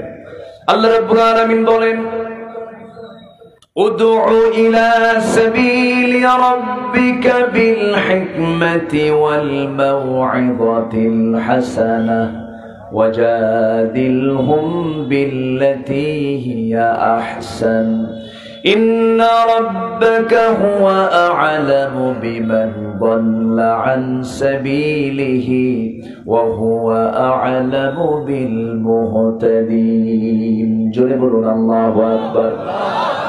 হে রাসূল, আপনি উত্তম নসিহতের মধ্য দিয়া, হিকমতের মধ্য দিয়ে আপনি কালিমার দাওয়াতের কাজ করুন। নাম্বার 2 হলো, আমার নবীর আদর্শের মধ্যে আমাদের কিছু অনুকরণীয় দিক আছে। 1 নম্বর হলো দাওয়াতি কাজ করব আমরা। রাসূল দাওয়াতি কাজ করেছেন, আমরা দাওয়াতি কাজ করব। একটা আয়াত জানলে পরে সেটা অন্যকে শোনায় দেব। জোরে বলি ইনশাআল্লাহ। আমি নামাজ পড়ব, আমার প্রতিবেশী নামাজ পড়বে না, হবে না। ফজরের সময় যখন বের হয়ে যাব, আসসালাতু খায়রুম মিনান নাওম, মুয়াজ্জিন বলে দিল, সন্তানকে আগে ডাকায় দেব। সন্তানের ঘুমটা রহমত শৈশবের জন্য কখনো হতে পারে না। আমার বন্ধুগণ, সন্তানকে আপনি স্বাস্থ্যের দিকে তাকায় সন্তানকে ডাক দিচ্ছেন না, সন্তান ঘুমাক, স্কুল আছে, ফজরের সময় ডাক দিলেন না। আমার বন্ধুগণ, সন্তানের এই স্বাস্থ্যের দরকার বেশি না জাহান্নাম থেকে বাঁচার দরকার বেশি? জাহান্নাম থেকে বাঁচার দরকার বেশি। জাহান্নাম থেকে বাঁচার জন্য সন্তানকে টেনে তুলে বলবেন, বাবা নামাজ পড়। বউটাকে ডাক দিয়ে বলবেন, বউ নামাজ পড়ো। সন্তানকে ডাক দিয়ে বলবেন, সন্তান নামাজ পড়ো। প্রতিবেশীকে ডাক দিয়ে বলবেন, প্রতিবেশী নামাজ পড়ো। কারণ কু আনফুসাকুম ওয়া আহলিকুম নারা। নাম্বার 2 হলো সাহসিকতা। আমার নবীজি ভীরু ছিলেন না সাহসী ছিলেন? ইসলাম মানতে গেলে ভয় থাকা দরকার না সাহস থাকা দরকার? সাহস দিয়ে দিবেন কে? আসতে বলবেন না, কে দিয়ে দিবেন? আল্লাহ সাহস দিয়ে দিবেন। আমার নবীজিকে আল্লাহ তাআলা অর্ডার করলেন, ফাসদা বিমা তু'মারু ওয়া আ'রিদ আনিল মুশরিকিন। জোরে বলুন আল্লাহু আকবার। আপনি প্রকাশ্যে জানায়া দেন, প্রকাশ্যে শুনিয়ে দেন আবু জেহেলরা কি বলল, উতবা শাইবারা কি বলল, এই দিকে আপনি তাকাবেন না, আপনি বলে দেন। আমার নবীজি বলা শুরু করলেন। যখন বলা শুরু করেছেন, আমার নবীজি মার খান নাই, আসতে বলেন মার খান নাই, গালি শোনেন নাই। হায়রে, এক দিনের কথা আমার মনে হয়ে গেল। সেরা মানুষ পৃথিবীর, আমার নবীজির প্রিয় সাহাবী, এক নম্বর সাহাবী সাইয়েদনা আবু বকর সিদ্দিক রাদিয়াল্লাহু তাআলা আনহু মসজিদে হারামের সামনে গিয়া, কাবার চত্বরের সামনে গিয়া সুন্দর করে নামাজ পড়া শুরু করলেন। রুকু করছেন, সেজদা দিতে নিয়ে হঠাৎ করে দেখতে পেলেন উতবা শাইবা মুগিরা সব চলে আসছে, তাকে ঘেরাও করে ফেলেছে। সেজদা দেওয়ার সঙ্গে সঙ্গে মাথার উপরে খরম জুতা চাপ দিয়া, তাকে ফেলে দিয়া নাকের উপরে জুতা চাপায় দিয়া নাকটা বোচা বানায় দিয়েছে, রক্তাক্ত করে ফেলেছে। সেন্সলেস হয়ে পড়ে আছেন। ওরা ভাবলো বুঝি আবু বকর মারা গেছে, আবু বকর আর দুনিয়াতে বেঁচে নাই, মরা মনে করে রেখে চলে গেছে। কিছুক্ষণ পর তার সেন্সটা ফিরেছে। সেখান থেকে সেন্স ফেলার সঙ্গে সঙ্গে দেরি করলেন না। ওই নাক রক্তাক্ত অবস্থা নিয়ে কোনো মতো নিজে বাঁচার জন্য নয়, নিজের বাড়ির দিকে রওনা না দিয়া নবীর ঘরের দিকে রওনা দিলেন। দরজায় গিয়ে নক করলেন। দরজায় কড়াঘাত করে বলছেন, হুজুর দরজা খুলুন। নবী আবু বকর, দরজা খুলে দেওয়া হলো। রাসূল দেখেই বলছেন, আবু বকর তোমার চেহারার এমন অবস্থা হয়েছে কেন? নাকটা বোচা করে দিল কে? কি হয়েছে তোমার? সম্পূর্ণ কথাগুলো তাকে প্রকাশ করা হলো। সব যখন খুলে বললেন, রাসূল বলছেন, আবু বকর তাহলে তোমার তো খাদ্যের প্রয়োজন, রক্তের শূন্যতায় তুমি ভুগছো। এবার আবু বকর বলছেন, হুজুর সবকিছু পরে হবে, আপনার এখন ঘরে থাকা যাবে না, চোরাগুপ্তা হামলা শুরু হয়ে গেছে, আপনি এখন থাকতে পারবেন না। দয়া করে আপনি আমার কথা ফলো করুন, আমার জীবন আপনার জন্য আমি উৎসর্গ করে দেব, আমার বিন্দু পরিমাণ কোনো দুঃখ নাই, কিন্তু আপনার বাঁচা দরকার। আপনাকে হামলা করে তারা মেরে ফেলবে, অবস্থা খুব খারাপ। আমরা এখন মক্কার বাইরে চলে যাই। মক্কার বাইরে সকালবেলা দুজন রওনা দিলেন। প্রচন্ড ক্ষুধার্ত, রক্ত ঝরতেছে শরীর থেকে। আমার নবীজি পেরেশান হলেন, উটের দুধ পেলেন না, দুম্বার দুধ পেলেন না। আমার নবীজি খুঁজতে খুঁজতে গিয়ে দেখেন একটা ছাগলওয়ালা অনেকগুলো ছাগল সে লালন পালন করছে। সে রাখালকে ডাক দিয়ে বলছেন, রাখাল একটা ছাগি দেবে নাকি? কি করবেন আপনি? ছাগিটা যদি দাও দুধ দহন করব, আমার বন্ধু আবু বকর মারা যাবে, তাছাড়া দুধটা দহন করার জন্য একটা ছাগি আমারে দাও। না দিতে পারবো না। কেন? আমি তো ছাগলের মালিক নই, আমানতের খেয়ানত হয়ে যাবে। আমার নবীজি খুব খুশি হয়ে গেলেন কথাগুলো শুনে। আহারে, এই মরুর তপ্ত বালুতে থাকা এই মরুর এই রাখাল, তার মধ্যে ইমান নাই, কিন্তু ইমানের গুণটা আছে, আমানতদারিতা আছে। এবার রাসূল বলছেন, রাখাল তুমি যদি আমাকে ছাগি নাই দাও, এমন একটা ছাগি দিবা যে ছাগির পেটে কোনো বাচ্চা আসে নাই, ওলানে দুধ আসে না, এমন একটা ছাগি তুমি আমার ছোট্ট একটা ছাগি দিলেই হবে। রাখালটা মুসকি মুসকি হাসি মেরে মনে মনে ভাবে, লোকটা পাগল নাকি, ছোট্ট ছাগি দিয়ে সে কি করবে? কিন্তু সে তো জানে না তার কাছে কোন লোকটা এই ছাগিটা চাচ্ছে। আমার নবীজি চাওয়া মাত্রই ছোট্ট একটা ছাগি নবীর হাতে যখন তুলে দেওয়া হলো, ছাগিটা তিনি কোলের মধ্যে উঠায় নিলেন। ছাগিটার পেছনের দুই পায়ের ঠিক মাঝখান বরাবর হাত দুইটা তিনি আগায় দিলেন, ওলান বরাবর দুটো হাত রাখলেন। গোটা ওলানটা দুধে ভরপুর হয়ে গেল। আমার নবীজি দহন করলেন। দুধ দহন করতে করতে আমার রাসূল বলছেন, রাখাল একটা বাটি নিয়ে আসো। বাটি নিয়ে আসলো, বাটি ভর্তি দুধ হয়ে গেল। আমার নবীজি যেই ছাগির পেটে বাচ্চা নাই, যে ছাগিটার বয়স খুব ছোট্ট, ছাগির পেট থেকে কোনো বাচ্চা হলো না, কোনোদিন ওলানে দুধ আসে নাই, সেই ছোট্ট ছাগির ওলানে হাত দিলেন। নবীজির হাতের কি বরকত! দুধটা ওলানটা দুধে ভরপুর হয়ে গেছে, বাটিটা দুধ পূর্ণ হয়ে গেছে।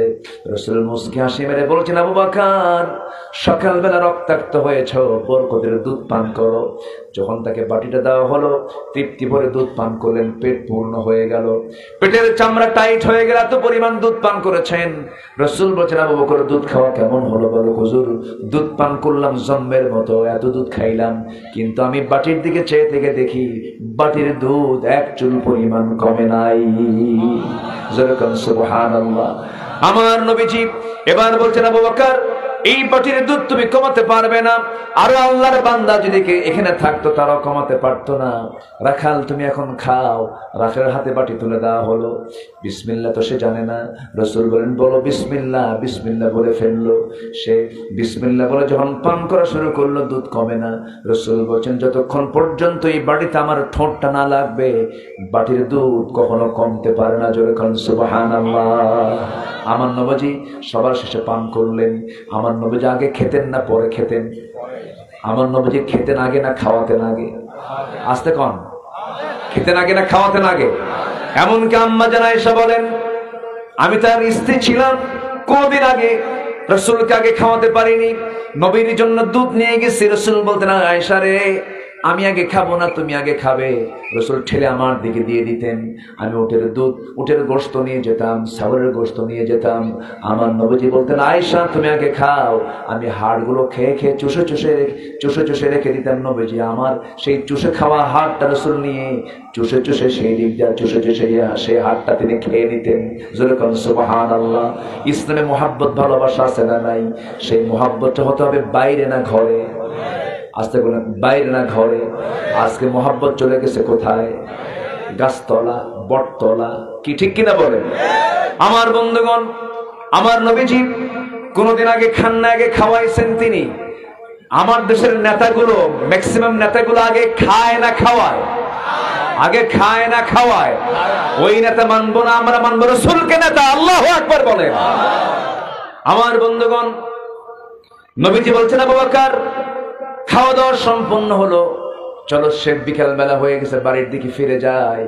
বাড়িটা রাখালকে দিয়া আমার নবীজি আবু বকরকে সঙ্গে করে নিয়ে যখন বাড়ির দিকে রওনা দিচ্ছেন রাখালটার চোখে পানি। রাখাল কান্দে। রাসূল বলছেন রাখাল কান্দো কেন?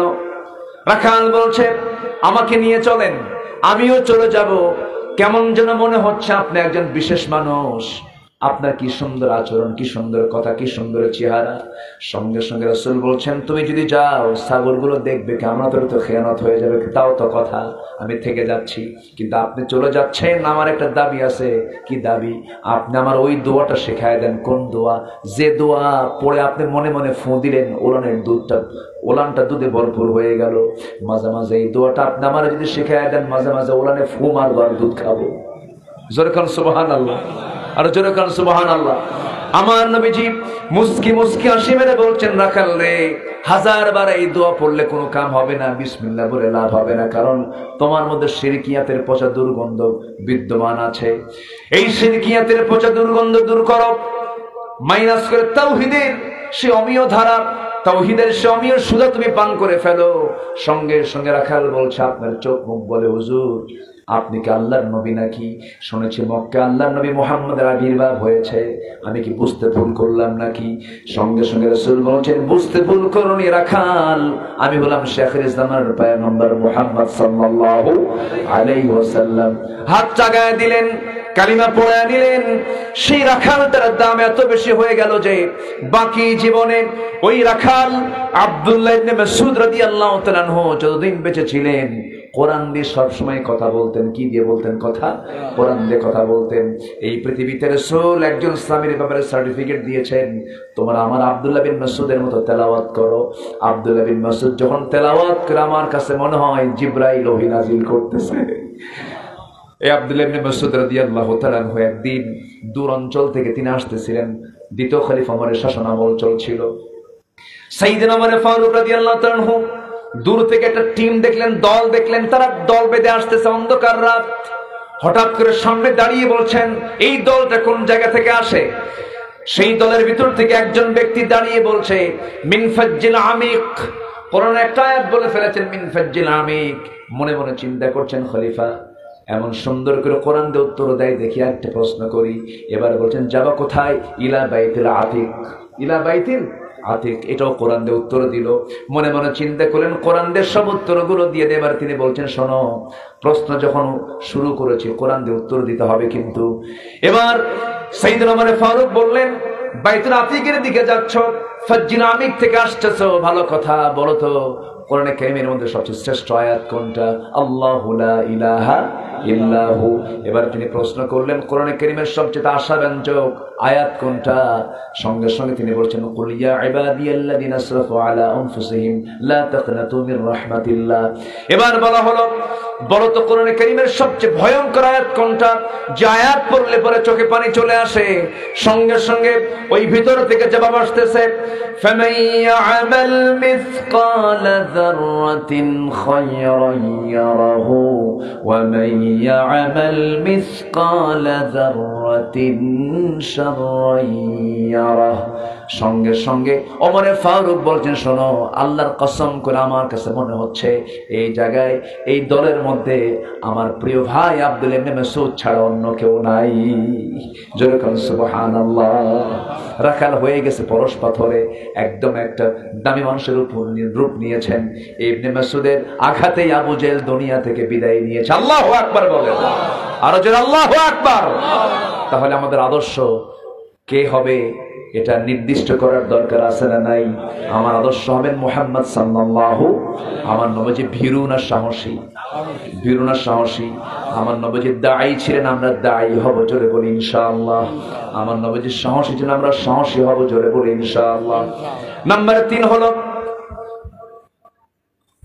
3 হলো ধৈর্যশীল হওয়া। রাসূল ধৈর্যশীল ছিলেন। আমার বন্ধুগণ, সফলতা অর্জন করতে হলে ধৈর্যশীল হতে হবে। রেগে যাবেন, হেরে যাবেন, ধৈর্যশীল হবেন, পুরস্কার পেয়ে যাবেন। স্বামী স্ত্রীর মধ্যে সম্পর্ক টিকে রাখার জন্য জ্ঞান দরকার আগে না ধৈর্য দরকার আগে? আসতে কয় মেয়েদের ধৈর্য কম না বেশি? তাই তো, ভালোই তো বোঝেন দেখি। মেয়েদের ধৈর্য কম না বেশি? পুরুষদের ধৈর্য? বাপরে বাপ, তালাক দেয় কে? তালাকটা মারে কে? মেয়েরা চায়, হ্যাঁ, সকাল বিকাল চায় সংসার করুন না, তালাক দাও, আছে কিনা বলেন? তাদের প্রতি লানত ফেরেশতারা লানত দেয় যারা তালাক চায় ঘন ঘন। কিন্তু পুরুষের ধৈর্য বেশি, তার প্রমাণ কই পেলাম? প্রায় মোবাইলে ফোন আসে, দু একটা ফোন আসে এই ব্যাপারে, তালাক বিষয়ে ফোন আসে, প্রায় ফোন আসে। এটা মালয়েশিয়া থাকে হলো ছেলে, মেয়ে থাকে হলো বাংলাদেশে, 2 মাইল দূরে, নাকি 2 মাইল, হাজার হাজার মাইল দূরে। সেই Malaysia, Singapore, Kuwait, Bahrain, Oman, Jordan, Iraq, Iran, এই সমস্ত দূরে থাকে এই প্রবাসীরা, আমেরিকা, সেখান থেকে ফোনে কথা বলে। এখন তো হোয়াটসঅ্যাপ আছে, ভিডিও কল মারে, ভিডিও কলে কথা বলতে বলতে বলে এই ঘরের মধ্যে কে ঢুকলো? ওখান থেকে শাসন শুরু হয়ে গেছে। তো শাসন করবা তো দূরে গেছো কেন? বউ থুয়ে গেছো কেন? ঠিক কিনা? রাসূল যুদ্ধে গেছেন বউ থুইয়া না বউ নিয়া? বউ নিয়ে গেছেন, উহুদে বউ নিয়ে গেছেন, তাবুক অভিযানে, বড় বড় অভিযানে তিনি বউ নিয়ে চলে গেছেন। হিজরত করেছেন বউ ছাড়া না বউ সহ? বউ সহ গেছেন, বউ থুয়ে গেছেন, ভালো কথা। হঠাৎ করে রাগের ঠেলায় বলে ফেলতে, শোন, তোর সঙ্গে আমার সংসার হবে না। তালাক মারতে মারতে সেঞ্চুরি করে, সেঞ্চুরি। আমার ফোন দিয়ে বলে, হুজুর কাম তো সারছে কি? হুজুর 100 তালাক দিছে। কয়শো তালাক? তালাক কি 100 হয়? তালাক কয়টা? কয়টা বলেন, কয়টা? 3 তুহুরে 3টা, 3 তুহুরে 3টা। ইদ্যত পালন করবে, তারপরে 3 তুহুরে 3টা টাইম, মেনস্ট্রুয়াল টাইম পার হবে, আবার সে তুহুরে আসবে, সেই সময় একটা হবে। আবার যখন সে 1 মাস পর আবার যখন সে অসুস্থ হবে, আবার সে অসুস্থতা থেকে পবিত্রতা অর্জন করবে, তুহুরে যাবে। 3 তুহুরে 3 তালাক। 3 মাসে 3 তালাকের কথা যেখানে ইসলাম বলে দিয়েছে, সে জায়গায় মারছে কয় সেঞ্চুরি? সেঞ্চুরি। এটা কি অপরাধ নয়? এটা কি ধৈর্য? এটা কি ধৈর্য? হুজুর তালাক তো মারছি, 100টা তালাক দিছি, সাথে আমার শাশুড়িকেও তালাক দিছি। তো বললাম যে শাশুড়ি কি তালাক হয়? হুজুর শাশুড়ির প্রতি রাগ বেশি, সে শুধু বুদ্ধি দেয়, এই জন্য ওরে আগে তালাক মারছে। আচ্ছা শাশুড়ি কি তালাক হয়? ও দেখেন ঠিক কইছে একজন কয় ঠিক শাশুড়ি তালাক হয়? তালাক হয় না। না, এটা ধৈর্যের পরিচয় নয়। আবার কিছু কিছু মহিলা আছে প্রচন্ড বেয়াড়া আচরণ করে, খুব উশৃঙ্খল আচরণ করে, এতে পুরুষেরও কিছু দোষ আছে। আচ্ছা, স্বামী স্ত্রীর মধ্যে যদি গন্ডগোল হয়, ধৈর্যের পরিচয় দেবে সবচেয়ে বেশি কে? হ্যাঁ, দেখছেন বউ, দেখেন ও নিজে ধরবে, সব ওজন দেবে বউদের উপরে, আপনি ওজন নেবেন না। আচ্ছা, বইয়ের কামাই স্বামী খাবে না স্বামীর কামাই বউ খাবে? বইয়ের কি দায়িত্ব আছে এটা? ইসলাম কি সে দায়িত্ব দিয়েছে? ইসলাম দায়িত্ব দিছে কারে? সাহিত্য দিছে কারে? স্বামীর দায়িত্ব হলো বইয়ের মুখে খাবার তুলে দাও। এটা কি সুন্নত, নফল, ওয়াজিব না ফরজ? বলেন, সুন্নত, নফল, ওয়াজিব না ফরজ? দায়িত্ব কার? ধৈর্য ধরতে হবে বেশি কার? নামাজ পড়াবে কে? স্বামী স্ত্রী নামাজে দাঁড়াইছে, ইমাম হবে কে? আপনি ইমাম হবেন, আপনি সংসার চালাবেন, আর ধৈর্য ধরবে বউ। ধৈর্য আপনাকে ধরতে হবে। মেয়েদের জ্ঞানের কিছু ঘাটতি আছে না নাই? বুদ্ধির কিছু ঘাটতি আছে না নাই? আছে, বুদ্ধির ঘাটতি আছে। আল্লাহ তাআলা তাদের বুদ্ধির কিছু ঘাটতি করে দিয়েছেন। আবার মায়েরা শুনলে কি রাগ করতেছে কিনা জানি না, এটা আল্লাহ তাআলা দিয়েছেন, কিছু করার নাই তো। সম্মানিত ভাইয়েরা, তাহলে এখানে ধৈর্যশীলতার পরিচয় আছে না নাই বলেন তো? আছে। যে সংসারে ধৈর্য নাই সেই সংসার জাহান্নামের টুকরা।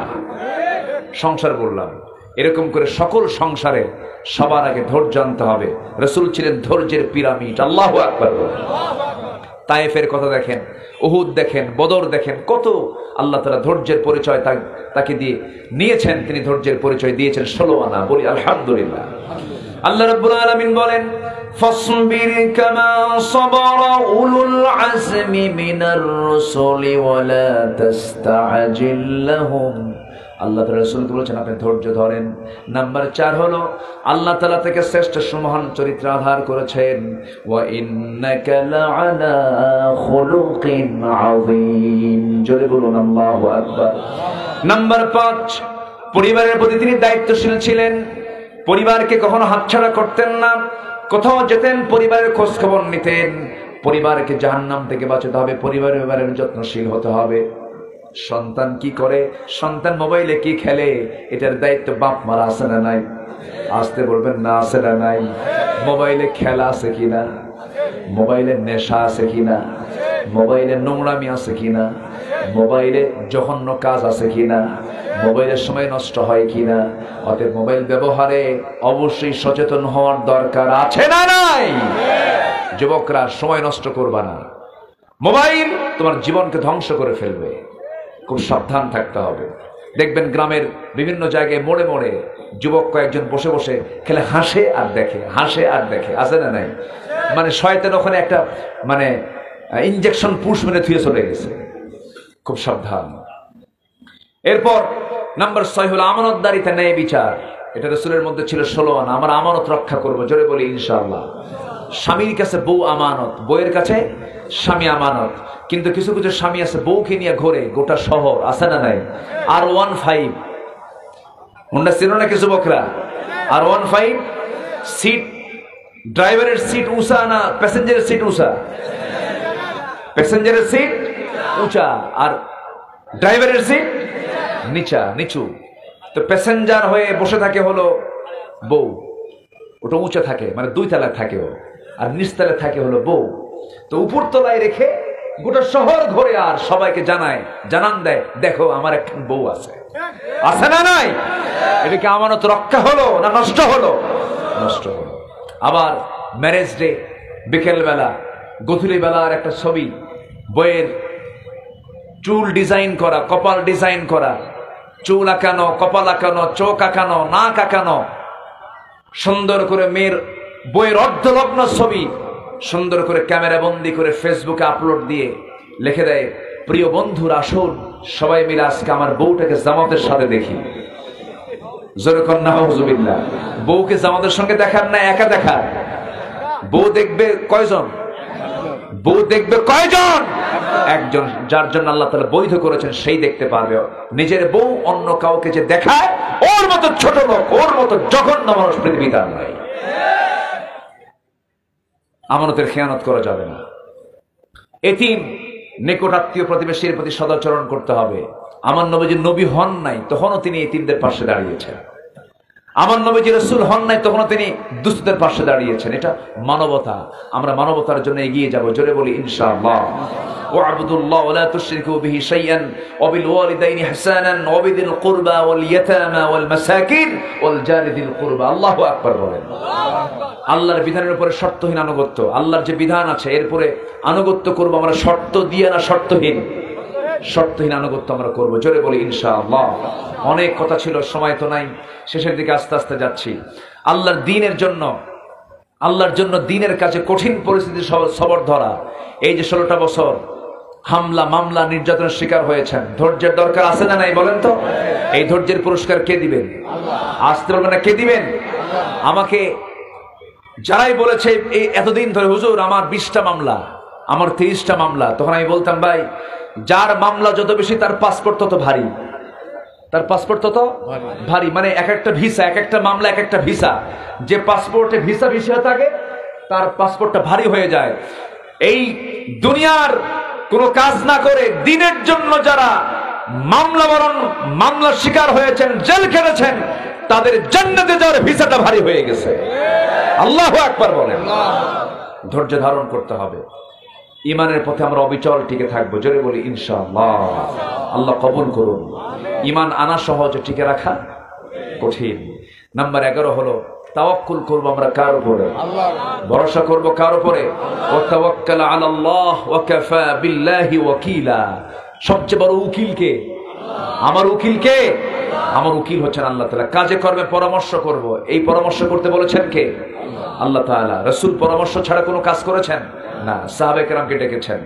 তিনি ছিলেন উগ্র না নম্র? উগ্র না নম্র? আমরা হব উগ্রবাদী না নম্র? নম্র হব। আমার নবীজি যদি কড়া হতেন, মেজাজি হতেন, তার সামনে কেউ আসতেই পারতো না। রাসূল এমন ছিলেন, সবাই আসতো। আল্লাহু আকবার বলেন। সবাই চলে আসতো। নাম্বার 14 হলো কুফুরের প্রতি তিনি কঠোর ছিলেন। আশিদ্দাউ আলাল কুফার রুহামাউ বাইনাহুম। কোন মুনাফিকের সাথে আমরা আপোষ করব না। আস্তে কোন কেন? আস্তে কোন কেন? কোন মসজিদ কমিটির দায়িত্বে যদি কোনো বেনামাজি থাকে, দুনিয়ার দল করে, দুনিয়ার তন্ত্রমন্ত্র বিশ্বাস করে, এমন কমিটিকে ভেঙ্গে দিয়ে সেখানে আল্লাহর তৈরি করা বিধানকে যারা মানবে তাদেরকে মসজিদের কমিটির মেম্বার বানাবে। কোন বেনামাজি মসজিদ কমিটিতে থাকতে পারবে না। থাপ্পড়ে বের করে দিতে হবে। আশিদ্দাউ আলাল কুফার রুহামাউ বাইনাহুম। পরস্পর হব আমরা দয়া পরবশ। আমার দ্বীনি ভাইয়ের দুঃখে আমি পাশে দাঁড়াবো, আমার ইমানদার ভাইয়ের পাশে আমি দাঁড়িয়ে যাব, যেমন করে সাহাবা কেরাম দাঁড়িয়েছেন। এই গুণগুলো আল্লাহ তাআলা আমাদের ভিতরে অর্জন করার তৌফিক দান করুন। জোরে বলি আল্লাহুম্মা আমিন। আল্লাহ তাআলা আমাদের জীবনের সকল গুনাহগুলোকে মাফ করে দেন। জোরে বলি আল্লাহুম্মা আমিন। আমি আর কথা বাড়াবো না, জাস্ট 1টা বেজে গেছে। ফজর নামাজ পড়বেন তো সবাই? সবার ফজর পড়ার ইচ্ছা আছে তো? 10% লোক উপচে পড়া ভিড় হয়েছে। আজান দেব? বুড়ো চাচা কিছু ফজর মনে করে চলে আসবে নামাজ পড়তে। এখন আজান টাজান দিই না, এখন অন্য কিছু দেখি শোনানো যায় কিনা। কিছু গজল শোনাই? রাজি আছেন তো আপনারা? হ্যাঁ, একটু বসেন। 2-3 মিনিটের মধ্যে আমরা দোয়ার দিকে যাব। মুগ্ধের জন্য দোয়া করব, সাইদের জন্য দোয়া করব। আল্লাহ তুমি তাদের কবরটাকে জান্নাতের টুকরা বানায় দাও। এই যে আজকের মাহফিলে বুড়া মানুষ বেশি না যুবকরা বেশি? যুবকরা বেশি। যুবকরা তোমরা পাহারা দিবা, সবসময়ের জন্য পাহারা দিবা। কোন চোর যেন এই দেশকে ক্ষতি না করতে পারে। তোমাকে পাহারা দিতে হবে, তুমি দায়িত্বশীল হবে, তুমি পারবে দেশকে গড়তে। আল্লাহ যুবকদেরকে কবুল করুন। জোরে বলি আল্লাহুম্মা আমিন। আসুন আমরা এখন দোয়ার দিকে যাব, আল্লাহর কাছে চাবো আল্লাহ যেন আমাদের সবার জিন্দেগীর গুনাহগুলোকে মাফ করে দেন। পৃথিবীর সবচেয়ে সুন্দর কে বলেন তো? আমার আপনার জন্য সবচেয়ে সুন্দর হতে পারেন তিনি কে? বলেন বলেন। আকাশ বেশি সুন্দর না আল্লাহ বেশি সুন্দর? আল্লাহকে আমরা দেখছি? আল্লাহকে দেখবো? আসতে কয় রে, দেখবেন না আপনারা? জান্নাত পাইলাম কিন্তু আল্লাহরে দেখলাম না, লাভ আছে? হ্যাঁ, কারো বাড়িতে মেহমান হয়ে গেছে কিন্তু বাড়িওয়ালা কথাই কয় না। বলেন মন চাবে থাকতে? কখন বের হব? বাড়িওয়ালাই কথা কয় না। জান্নাত যে আল্লাহ আমারে দিবেন, সে আল্লাহরে দেখলামই না, কথাই হলো না, সে জান্নাত কি আমার জান্নাত হবে না জাহান্নাম হয়ে যাবে? সে আল্লাহ কত সুন্দর, সেদিন তৃপ্তি ভরে আমরা দেখবো দু চোখে। জোরে বলি ইনশাআল্লাহ। দুনিয়া সুন্দর, মানুষ সুন্দর, আসমান সুন্দর, জমিন সুন্দর, সুন্দরে সুন্দরে পাল্লা, জানি না কত সুন্দর তুমি আল্লাহ, জানি না কত সুন্দর তুমি আল্লাহ। ঝরনা ছুটে চলে একে বেঁকে, পৃথিবীর পটে কত ছবি এঁকে, নদীর কলতানে সাগরের গর্জনে, ঢেউয়ে ঢেউয়ে দেয় পাল্লা, জানি না কত সুন্দর তুমি আল্লাহ, জানি না কত সুন্দর তুমি আল্লাহ। সবাই বলুন, দুনিয়া সুন্দর, মানুষ সুন্দর, আসমান সুন্দর, জমিন সুন্দর, সুন্দরে সুন্দরে পাল্লা, জানি না কত সুন্দর তুমি আল্লাহ, জানি না কত সুন্দর তুমি আল্লাহ।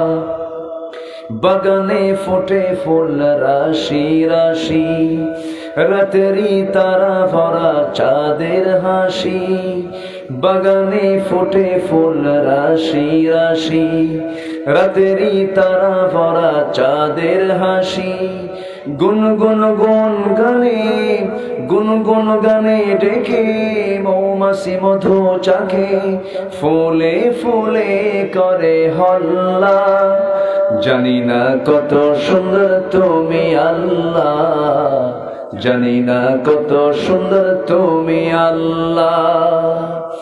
দুনিয়া সুন্দর, মানুষ সুন্দর, আসমান সুন্দর, জমিন সুন্দর, সুন্দরে সুন্দরে পাল্লা, জানি না কত সুন্দর তুমি আল্লাহ, জানি না কত সুন্দর তুমি আল্লাহ।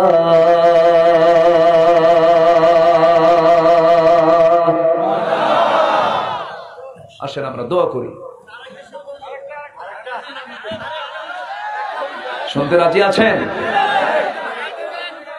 আচ্ছা দেখি একটু রসুলকে নিয়ে একটু বলি। এটাকে আল্লাহকে নিয়ে বললো, এটা রসুলকে বাদ দিয়ে দেওয়া যাবে? বাদ দেওয়া যাবে না। সে কোন বন্ধু বলো বেশি বিশ্বস্ত, সে কোন বন্ধু বলো বেশি বিশ্বস্ত, কার কাছে মন খুলে দেয়া যায়, কার কাছে সব কথা বলা যায়, হওয়া যায় বেশি আশ্বস্ত, তার নাম আহমদ বড় বিশ্বস্ত। সে কোন বন্ধু বলো বেশি বিশ্বস্ত, যে জন কখনো ব্যথা দিতে জানে না, যে জন কেবলি মুছে দেয় বেদনা। রসুল কি ব্যথা দেন? রসুল কি বেদনা দেন? যে জন কখনো ব্যথা দিতে জানে না, যে জন যে জন কেবলি মুছে দেয় বেদনা, হৃদয়ের হাহাকার আপন করে নিতে আর কার বুক এত প্রশস্ত, তার নাম আহমদ বড় বিশ্বস্ত। মহানবী বলে তারে কেউ বা ডাকে, আমি ডাকি প্রিয়তম। রসুল কি আমার প্রিয়তম না? মহানবী বলে তারে কেউ বা ডাকে, আমি ডাকি প্রিয়তম, সে আমার ধ্যান, ভালোবাসা প্রেম মধুময় মনোহর স্বপ্ন সম, যে জন করুণার অনুপম উপমা, যার মতো মরমি কোথাও আর মিলে না, ঠিক কিনা? যে জন করুণার অনুপম উপমা, যার মতো দরদি কোথাও আর মিলে না, জীবনের আঙিনায়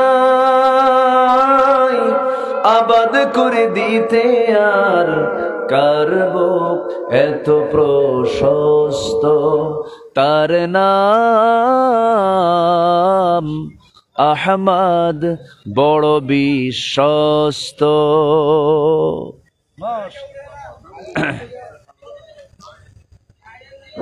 আহমদ বড় বিশ্বস্ত, আহমদ বড় বিশ্বস্ত। জি আসেন আমরা দোয়া করি। যা হয়েছে আমরা নামাজের মতো করে বসি, একটু নামাজের মতো করে বসি। সবাই বলি সুবহানাকা আল্লাহুম্মা ওয়া বিহামদিকা আশহাদু আল্লা ইলাহা ইল্লা আনতা আস্তাগফিরুকা ওয়া আতুবু ইলাইকা। চিৎকার মেরে বলি ইয়া আল্লাহ ইয়া রহমান, আমার জীবনের সগীরা কবিরা ছোট বড় সব গুনাহ তুমি আল্লাহ মাফ করে দাও। জোরে বলুন ইয়া রাব্বাল আলামিন, ইয়া রাব্বাল আলামিন। আপনি দোয়া করুন, আপনি করুন, আপনারা কেউ দোয়া করেন? আমি করব। সবাই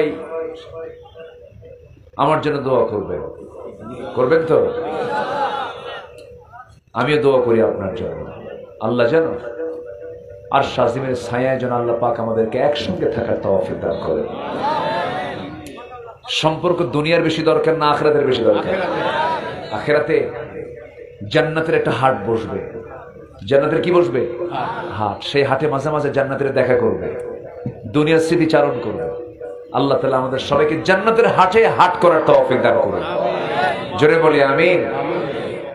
আসুন আমরা আল্লাহর কাছে চাই, আল্লাহর কাছে প্রার্থনা করি। যে যেখানে আছেন সবাই আমরা দোয়ায় শামিল হব। অনেক মা বোন আসছেন, যার যে চাওয়া আমরা চাইবো কার কাছে? আল্লাহুম্মা আমিন। রব্বানা যালামনা أنفسنا وإن لم تغفر لنا وترحمنا لنكونن من الخاسرين।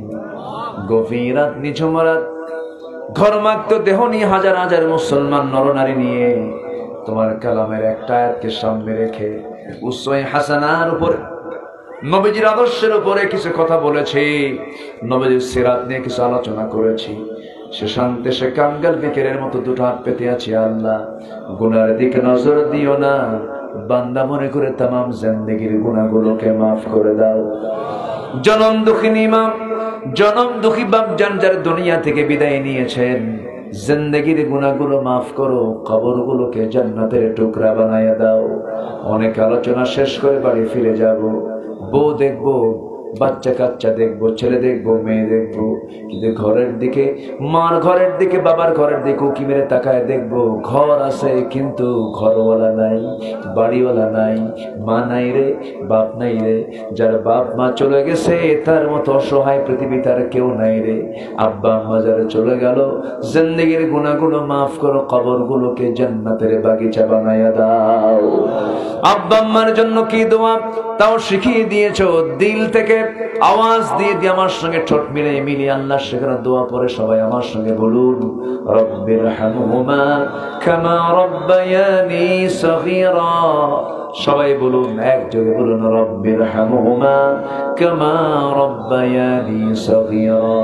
রব্বিরহামহুমা কামা রব্বায়ানি সগীরা।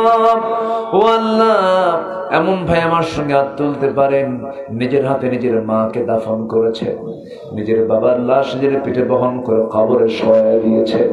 সে আব্বা আম্মা যারা চলে গেল রে, জিন্দেগির গুনাহগুলো মাফ করো, কবরগুলোকে জান্নাতের বাগান বানিয়ে দাও। আল্লাহ, বিশেষ করে মাহফিলটার আয়োজন যারা করলেন, শোনার জন্য কষ্ট করে যারা আসলেন, বিনিময়ে কিয়ামতের কঠিন ময়দান যেদিন কেউ কাউকে চিনবে না, সেই কঠিন মুসিবতের দিনে মাহফিল সবার জন্য নাজাতের মাধ্যম বানায় দিও আল্লাহ। আল্লাহ তাআলা মাদ্রাসাকে কবুল করো, শিক্ষক ছাত্র ছাত্রী সবাইকে তুমি কবুল আর মঞ্জুর করে নাও। আমার ডানে বামে সামনে পেছনে যত ভাই হাত তুলেছেন, যার যা প্রার্থনা তুমি দয়া করে কবুল আর মঞ্জুর করে নাও। আল্লাহ তাআলা চৌডালার সকল জনপদকে তুমি আল্লাহ ইসলামের জন্য কবুল আর মঞ্জুর করে নাও। আল্লামা সাইদের কবরটাকে জান্নাতের টুকরা বানাইয়া দাও। তার লালিত স্বপ্ন এই জমিনে কোরআনের রাজ কায়েম হওয়া, এমন দৃশ্য দেখার তৌফিক তুমি আমাদের সবাইকে দিয়ে দাও। আয় আল্লাহ তাআলা, এই পৃথিবীতে আসার তো সিরিয়াল ছিল, যাওয়ার তো কোনো সিরিয়াল নাই। কে কোন দিন চলে যাব কেউ আমরা জানি না। বাবার আগে ছেলে যায়, মা আগে মেয়ে চলে যায়, এই তো দুনিয়ার নিয়ম রে আল্লাহ।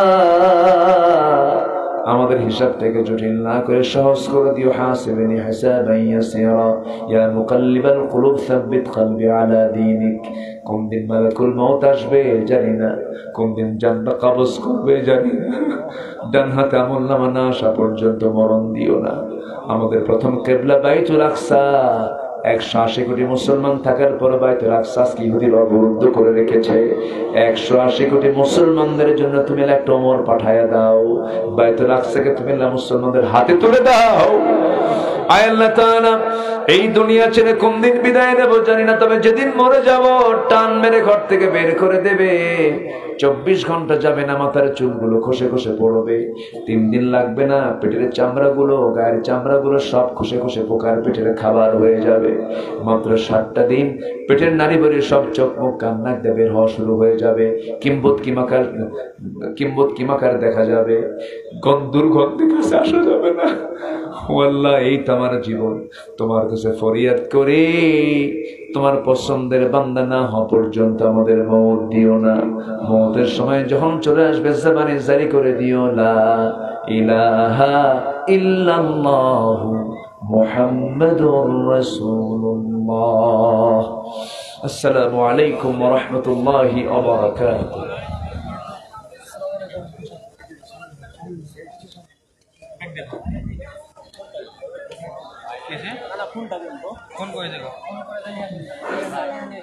আসসালামু আলাইকুম ওয়া রাহমাতুল্লাহ। সম্মানিত মা বোনদের দৃষ্টি আকর্ষণ করছি, আপনারা একটু ধৈর্য ধরে, পুরুষরা চলে যাবে, তারপর আপনারা যাবেন। একটি কথা বলার ফোন পাওয়া গেছে, যে ভাইয়ের ফোন, আপনি প্রমাণ সহ এখান থেকে ফোনটি নিয়ে যাবেন। একটি ঘোষণা আছে, দক্ষিণ ইসলামপুর মদিনাতুল উলুম হাফিজিয়া মজুরারি মাদ্রাসার উদ্যোগে 2 দিন ব্যাপী, অর্থাৎ 23 ও 24 অক্টোবর বুধবার দক্ষিণ ইসলামপুর আমবাগান গোরস্থানের পাশে